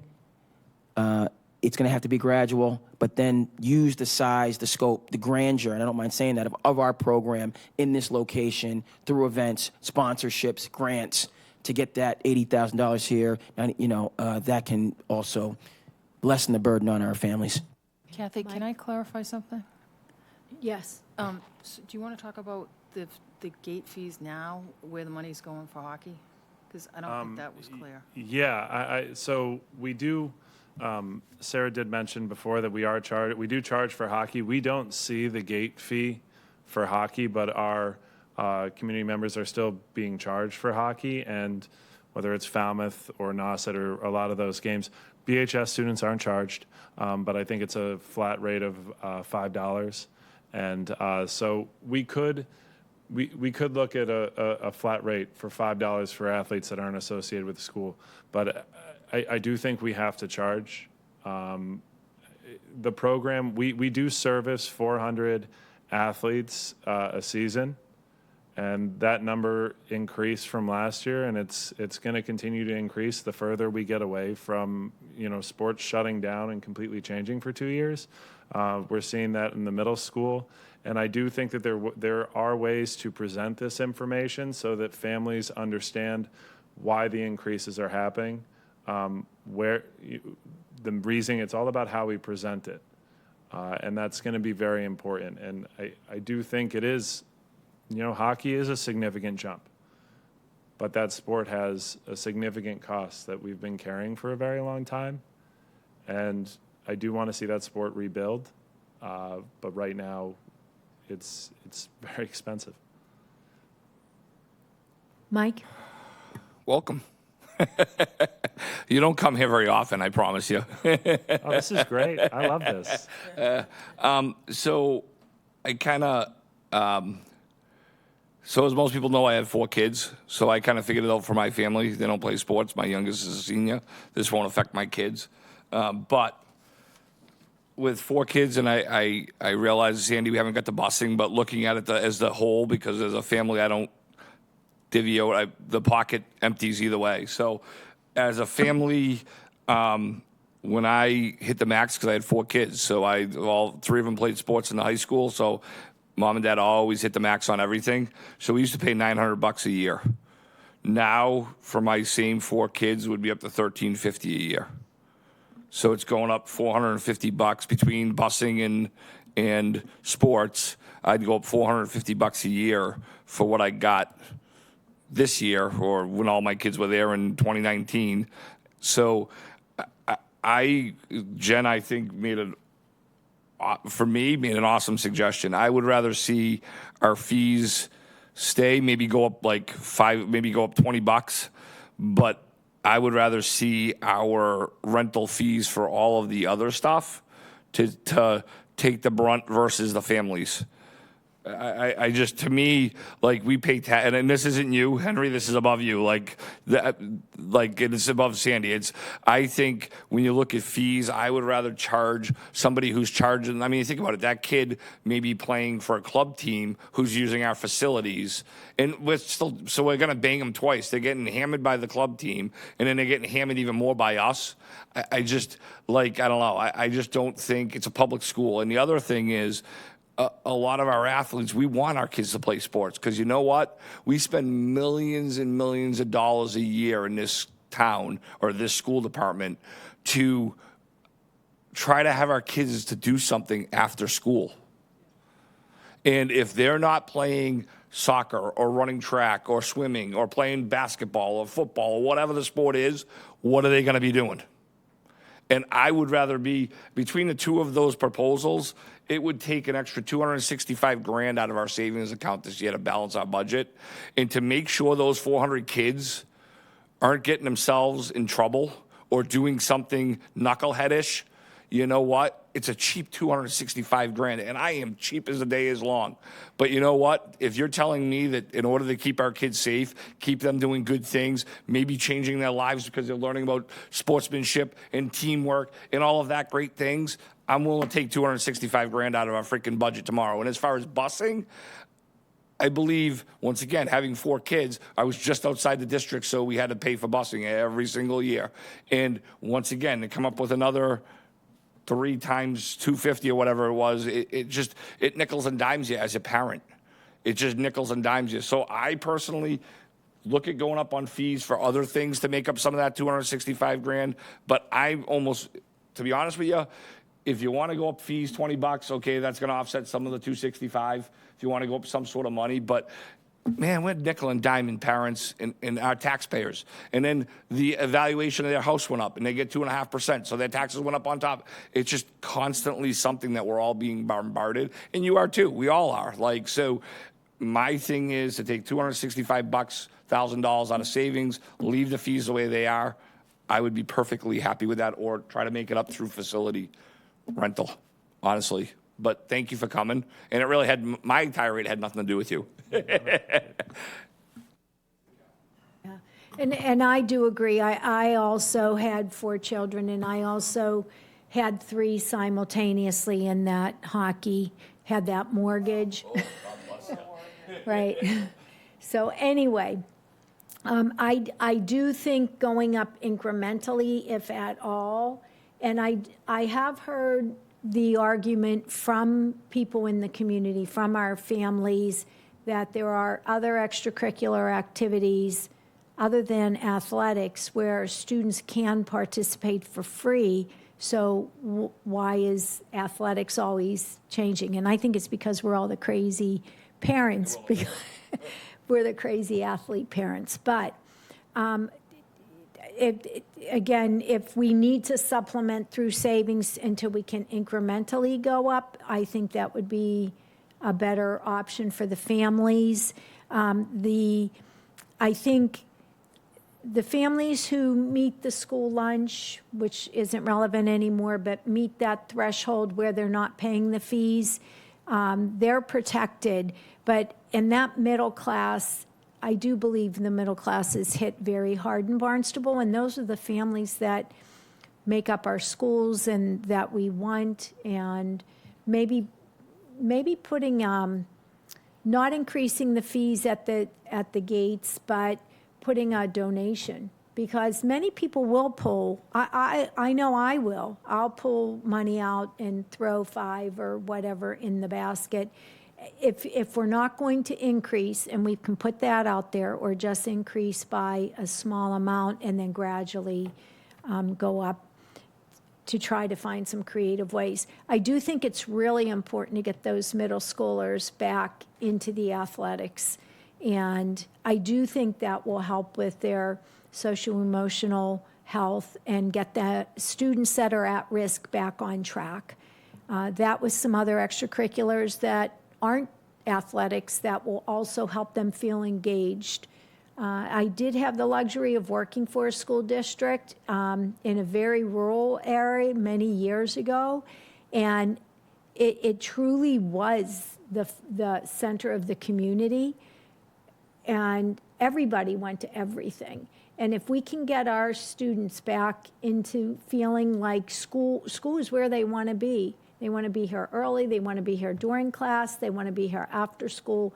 I think it's going to be a win-win for the community. So if we can get them attending the games and staying out of trouble, and I know the more students who attend the games, the more police we need, the more supervisors we need. It's a trickle, it's a double-edged sword. But I do think that if we can get back to what life was like previously, it might help us. Kathy, can I offer something? Sure. This conversation is the conversation I've been waiting to have on this committee.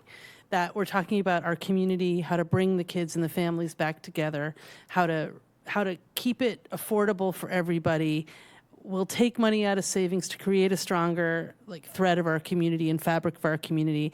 I love it. Finally, this is exactly what I'm looking at. And it's not to negate the hard work you did putting together this proposal by any stretch. It's more just like a more circumspect way of looking at where we were, where we are, and how we're going to get back to good. And, you know, I'm encouraged by the conversations, and I mean, remembering that not everybody is an athlete, obviously, but it shouldn't be out of reach for those who need it. And so this is just really inspiring. Thank you.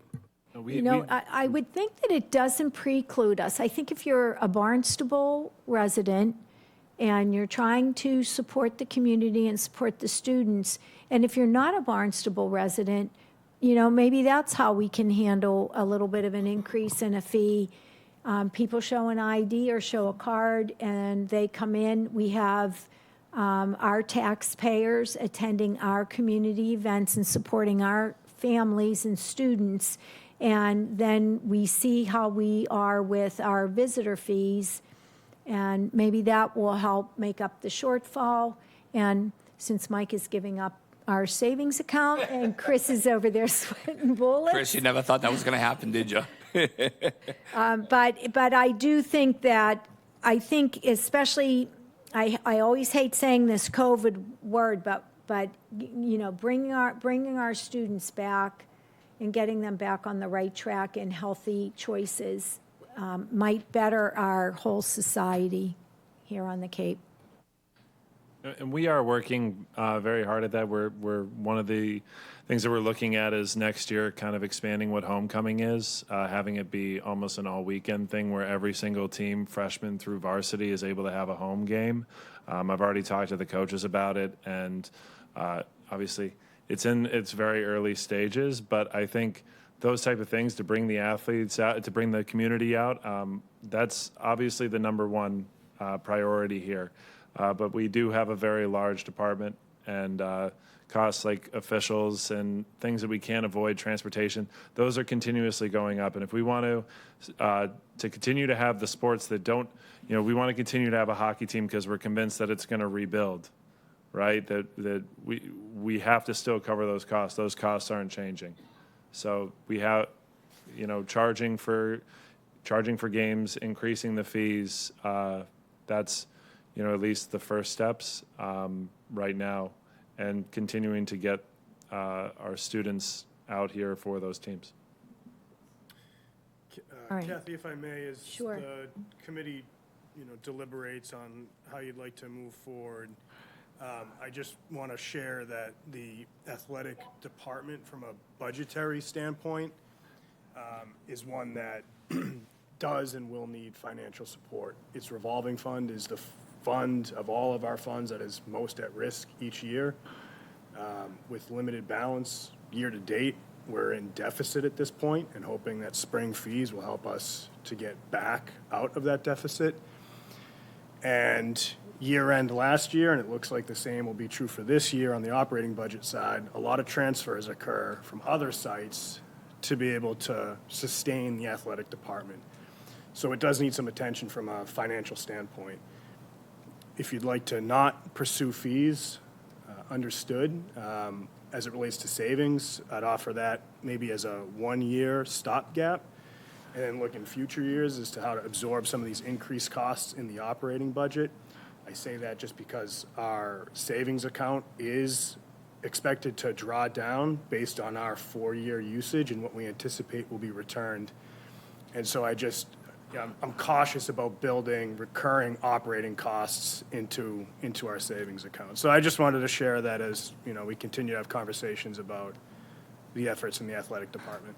How about a combination of both? How about like a slight increase? I think the committee was pretty much unanimous in saying slight increases are okay, but just the you know, belly flop of, you know, whatever, 450 or whatever it is just too much for anyone to be able to support. So could we do a little bit of both I agree. and phase it down, and do like a 4-year plan, phase it down, and, you know, Slight like that? increase. Well, I was gonna actually ask, can you just put together Something where like if we go up $20, if we go up, just pick some like numbers versus just saying this, like kind of, can you just do a spreadsheet just where it's kind of like, if we go up $20, this is how much we're going to take out of savings, if like kind of figure it out that way? Yeah, absolutely. And we Just, can bring that back. just so we kind of have a number of like, okay, we all agree to go up 30 is kind of offsetting it over a 4-year period versus, because I don't know what that means going up $20 or 10 or whatever. Yeah.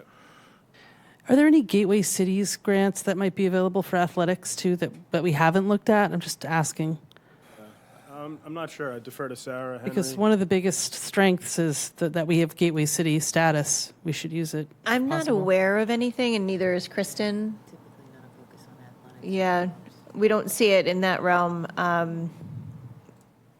Nothing for athletics. Okay. Not that I can think of. So I would agree with Mike that maybe coming back with a graduated proposal, couple options, and then we can put that on as an action item for the next meeting. Great, I look forward to it. Thank you. One more question. Are you the tallest person at Barnstable High School? I think I am. I'm ducking under every. I know the ones that are too low. I've hit my head a few times. Okay, but, all right, good. Yeah, I'm 7 feet, so well, just under. Thank you. Thank you very much.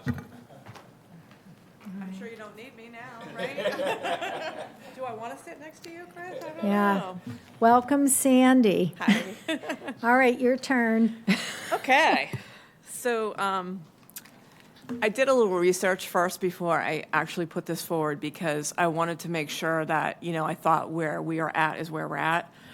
So across the state of Massachusetts, we are of the lowest fees as far as transportation goes. So the average is $250 per student, and there are many districts that have a family cap that's much higher than ours. And we kind of looked at the family cap, as I think Chris and Sarah alluded to earlier, is there's not a lot of students that come in at 3, so we cap them out at 2. We also do participate. We have a free and reduced program. We work with school lunch for that. So we do offer, that program to families that can't afford it. And I've heard what you said. It does hit the middle income a lot, right? But the cost of fuel has gone up exponentially. The contracted cost, and I will have to say something positive for Henry, is right now we're in the middle of not in the middle, we're past that, we're in the 6th year of our current bus contract. And I can tell you that the rates that Henry's paying for athletics right now is phenomenal compared to other districts, because that cost is much higher than what's in our contract right now. So we have a really good bus contract, which is very good. But we still have, all of those things have gone up. Driver wages have gone up. I mean, I know that you all know that. So trying to come up with a creative way to offset some of these costs is kind of where we were at. So I kind of thought that the $300 that we were going up to for our fee, then we offer that discounted rate, which is back down to the $250. So we're trying to encourage people to get that in early, so we would offer that rate to people. That's really important because it takes me a long time to plan bus routes. So that's also another discounted rate that we do put out there. Do you have any questions for me? Well, you can imagine what I'm going to say, I guess. I think I do. Yeah, it's just it's a dramatic increase. What is it, 50% increase? Thereabouts, yes. Yeah. You want to do something just like I was suggesting to Henry, you do something gradual. Sure. That's fine. I understand the costs are increasing, but they're not increasing at 50%. Mm-hmm. They can't be. So it's just too much. You want to go up at 20. You want to propose 250 with a early discount of 225 or something like that. I could live with, but it's too big of an increase. Okay. Again, this is just another tax on the same people I was talking to Henry about. It's just another tax. Same people are getting it, and it's that middle income. Most people in the system are paying the discounted, the free, or Yeah, so what we do is we follow the state law. Right. So, we do have free students that are free due to distance, Right. which is grades K to 6 over 2 Right. miles, right? So then we do, and that changes every year because it's based on where the kids live Yeah. in relation to that. So those numbers will change. But yes, we do have quite a few. Yeah. So it's the same people paying. Yes. Yeah. It's a bit much for me. Jen? Yeah, same. You can't do one course correction to correct 20 years of not raising fees or however long it was. It has to be a gradual thing, or we just anger people, and that's not what we're in the business of doing. Not that I don't respect the time it took to put together the proposal. It's just that the optic is bad. So I would support a gradual increase, and maybe like over 4 years with adjustments for whatever figured in. Andre? Yeah, for me, I would ask, where are we at with electric buses? That's a good question. So right now, we don't qualify for them.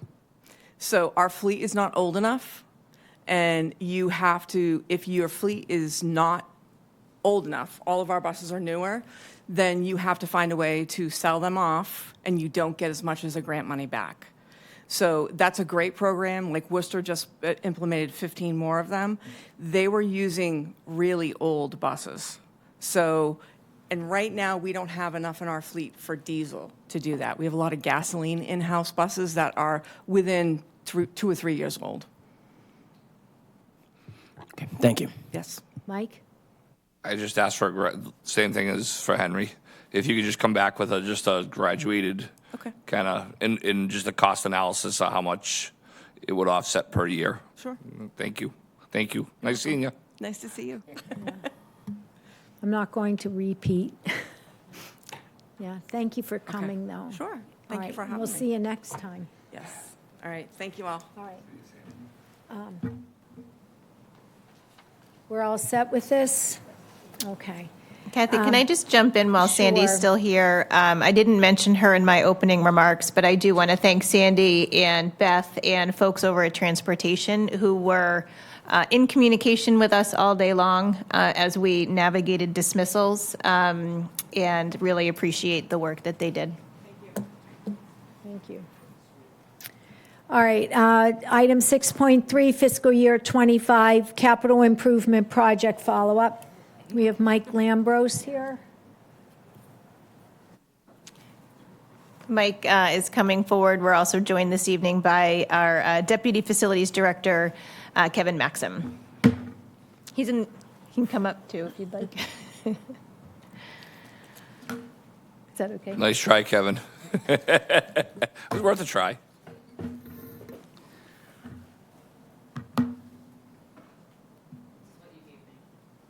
Oh, can we? Yeah, it's the same document. It's just easier to read. Put your glasses on. It's on that flash.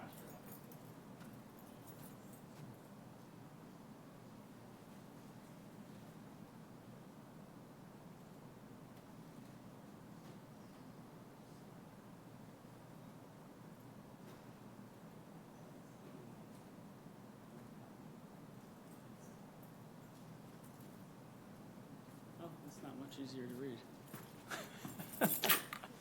I can tell you the numbers. Good evening.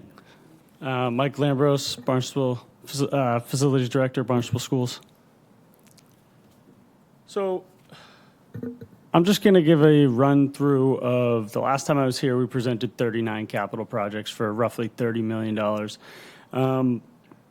Because of the capacity of both the department and the contractors on Cape and in Massachusetts, that was decidedly decreased to 15 projects. So we once again filtered the 39 projects down to the top 15. The top 15 are shown on the screen. I can go through them briefly and just give a quick update. If you want, I'll just say the topics if you have any specific questions, or I can go into the projects. That's really up to you guys how deep you want to dive. I think an overview is good. I've read through, and then people can ask questions. Do you want to quick overview of the projects or just the total 15? Just general. Okay, general. General. Okay, so first project is the BCIS. The lifts aren't working, so we're adding an elevator at that school. That's ADA compliant. We need that. So next is playground safety. We've had several incidents at our playgrounds over the last 2 years with injuries.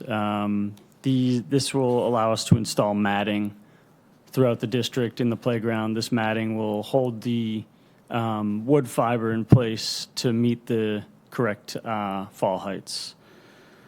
So project 3 is the paging system at High West and Enoch Early Learning Center. The Early Learning Center doesn't have a paging system. High West is original to the building, which is from the 50s. So we're going to install one that will utilize both schools. Exterior doors at BIS. These are due for an upgrade. The next project is a unit ventilator replacement at Barnstable United Elementary. They are coming up on 30 years old, which is their shelf life of 25. And also the chiller we will remove from BUE and bring to the PAC. If you want, I can go into that a little more. The next project is the West Villages Auditorium rooftop unit. That unit has failed. We can cool, but we have to replace the heat exchanger because it's a gas unit, and it's most feasibly responsible to, financially responsible, sorry, to replace the whole unit because of the age of the unit. It's over 30 years old. Hyannis West parking. This is adding 20 spaces to the Hyannis West parking lot, bringing the staff back from the grocery store across the street so that nobody's walking across the street to get to work or parents to pick up their students. BHS network based public addressing system, so similar to High West, except at the high school, so it's a much larger ticket item. This will be, again, a network-based system, so customizable as needed for announcements and addressing. Hyannis West locker room renovation. This is one, as we know, space concerns right now. This will utilize the square footage of the locker rooms a little bit better. Right now, they have bathrooms in those locker rooms that aren't used as locker rooms. They're used as teaching spaces, so this would eliminate the bathrooms to, again, better utilize that square footage. Plumbing fixtures throughout in our K-3 schools. 4 of our K-3 schools are coming up on 70 years old. And as we know from the facilities condition assessment, the plumbing was a huge need at those 4 schools specifically. Bathrooms at Hyannis West, bathrooms at the high school. We're going to renovate the bathrooms. So the BHS roof, this is the phase 1. This is just the design of the roof at the high school because it's about a 4 or 5 year project. So we have to design and phase out how, because there's solar on that roof too. So it's an intricate project that needs to be planned meticulously. The BUE library carpet is original and torn, and we ate in there during COVID, 120 students. So I'm sure that carpet's clean. It's definitely no syrup or milk got spilt on that. We do commercially clean it, so it is clean, but it's stained. Sorry. You mean it wasn't always brown like syrup? So Hyannis West bathrooms, those are original as far as we know to the building. And that's a full renovation there. And then the last one is district-wide. That's direct digital controls. So that affects all of our schools to upgrade from pneumatic controls to digital controls, which is more efficient and comfortable. So those are the 15 projects being presented this year. It was supposed to be April 4th. It's always delayed, so it's probably going to be late April, May, sometimes June. So I don't think we have a final date on that, do we? I thought it might be April 25th. We're on the second night, from what I've been told. So I have a...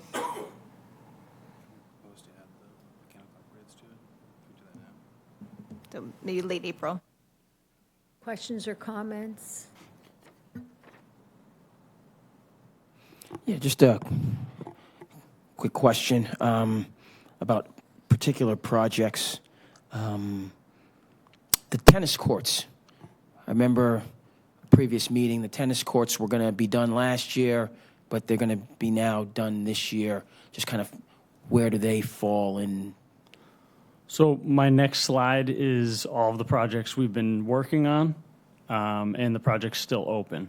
So I was going to go into detail, and that's one there. So I'll touch on that then. Unless you want, I can. Okay. Thanks. We're all set. You All can right. continue. Thanks, Mo. Oh, man.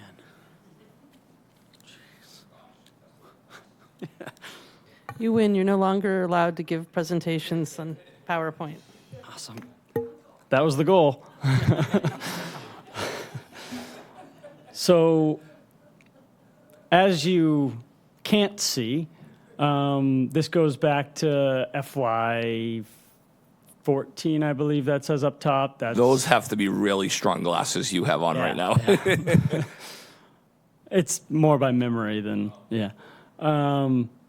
So that project's closed out. That was a BWB playground project. I'm not going to go into projects that are closed out, but I'll just briefly touch on them. The asbestos abatement, there's still about $80,000 left in that. We have some locations this summer we're planning on abating a little bit more.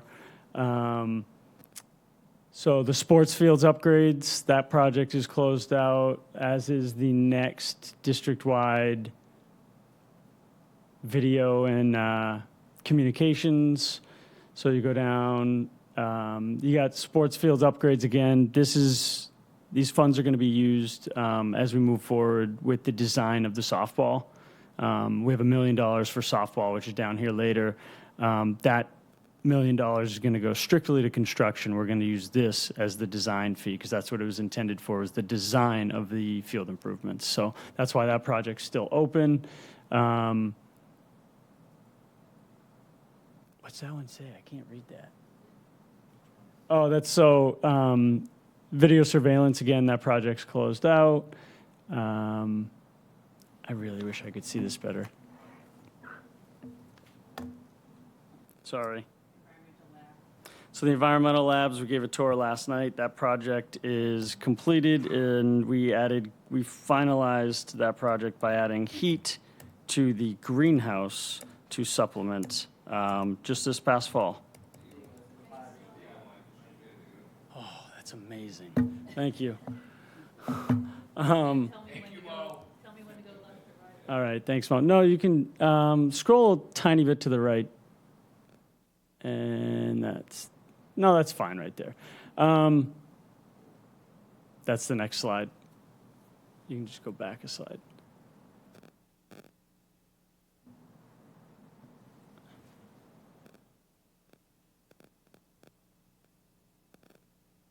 All right, thank you. Rooftop unit replacement at the high school, that's completed. And so we're working with the finance department to close these out. This is obviously a slightly dated list. Unit ventilator upgrades at Centerville, that project is completed. Facilities condition assessment, there are still some funds there. And we are working with Colliers as they're assisting us with the subcommittee for facilities. Hyannis West roof replacement, the Centerville roof replacement, that got reallocated to do the West Village's floor.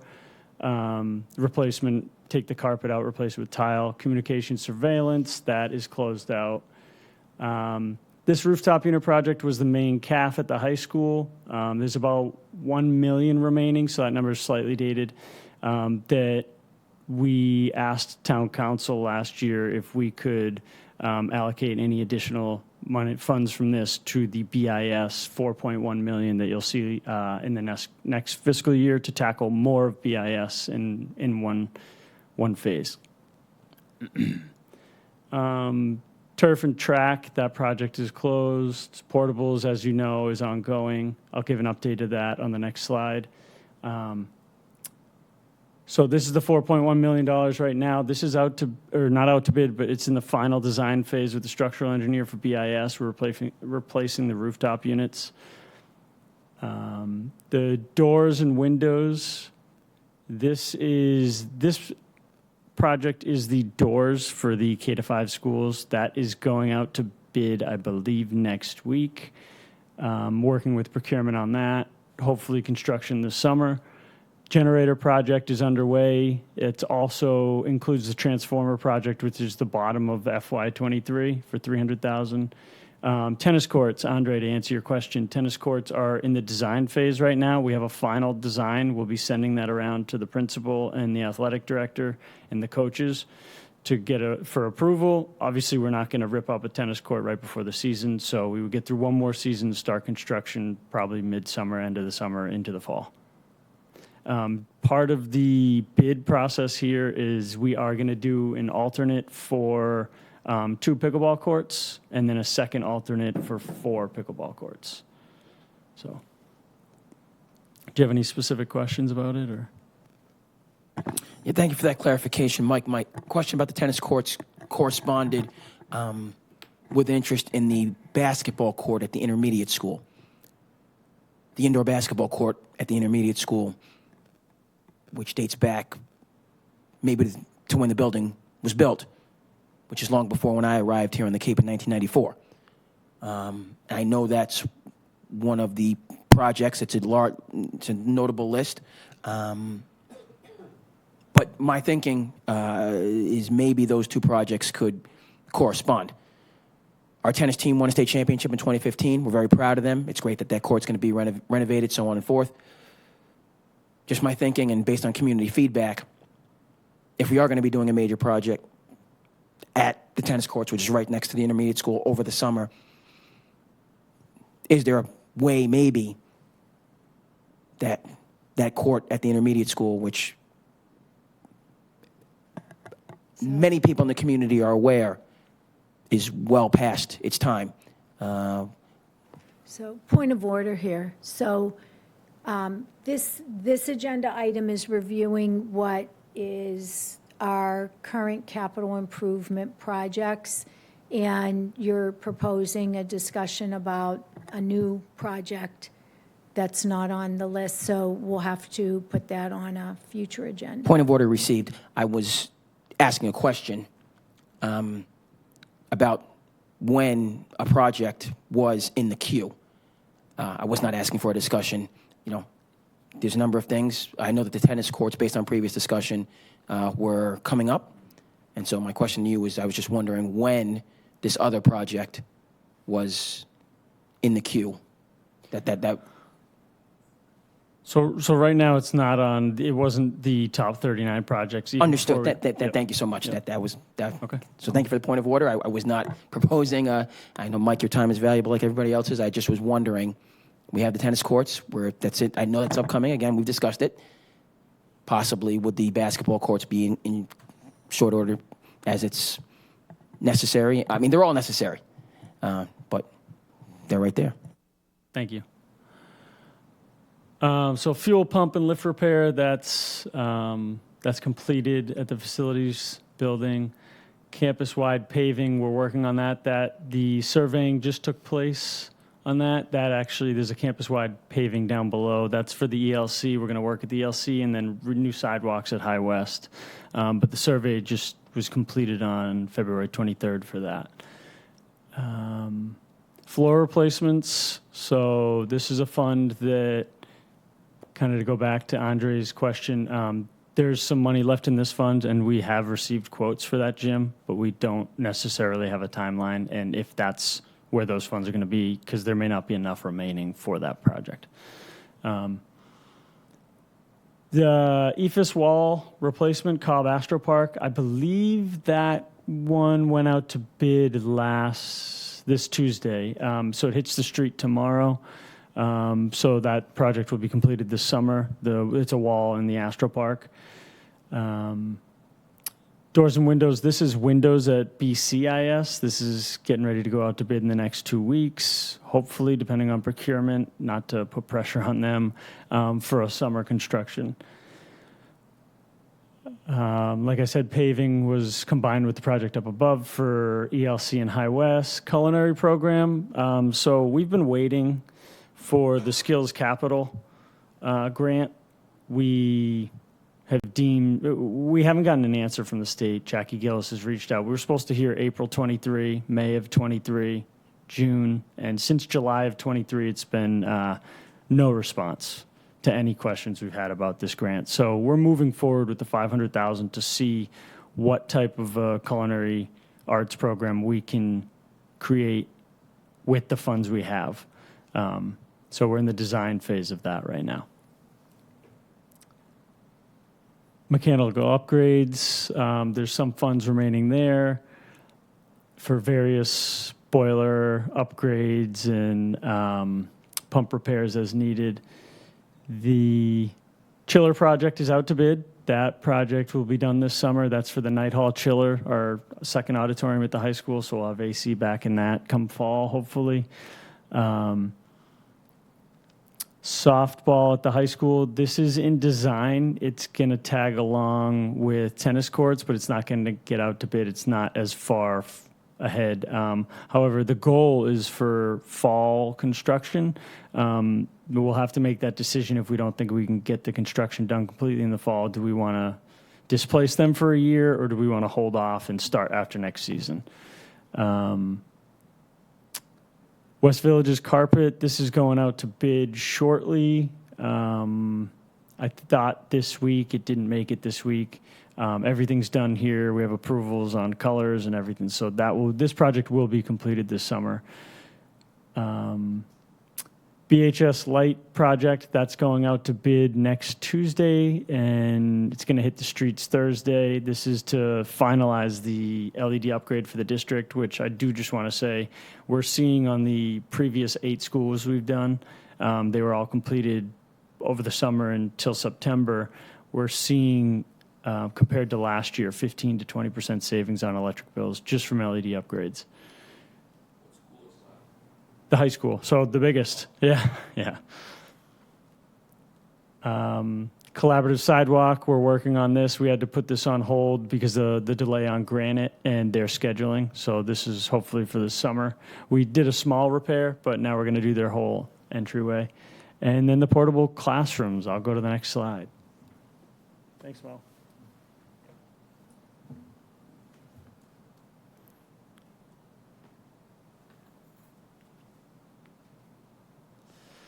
So this is a 2-week update from Aries. They're the contractor. So obviously this project's been slightly delayed. However, the innovation units are supposed to be arriving the 8th to the 9th. I will get a confirmation on that tomorrow during our meeting. We have a weekly meeting at 11 o'clock on Thursdays.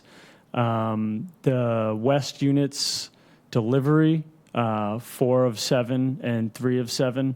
So those are due to arrive, as you can see, on the 10th or the 11th, and then the 13th or 14th. So as you can see, over the next 2 weeks, there'll be some site work, some trench cutting, excavating at the West School. So they'll set the modulars starting next week at the Innovation School, and then they'll begin to the seam work at the Innovation School is the roof. So they get the unit weather tight before they go in and put the final coat on everything and do the plumbing hookups. So that will be next week. The majority of the week will be at BCIS installing those units. And then they'll backfill the electrical. They've backfilled the electrical this week at the Innovation School. So that site is all but ready for the modulars. So the total timeline is still the 6 to 8 weeks starting from last weekend. And this delivery date is only about 4 days off for the Innovation School. The High West delivery date still looks where it was on the original timeline. So the completion of the total project still seems to be the April 30th date. But that's not the original timeline. That's the extended timeline. Sorry, yes. Right. Yes, Because, yes. yeah, The revised. as of 2 weeks ago. Correct.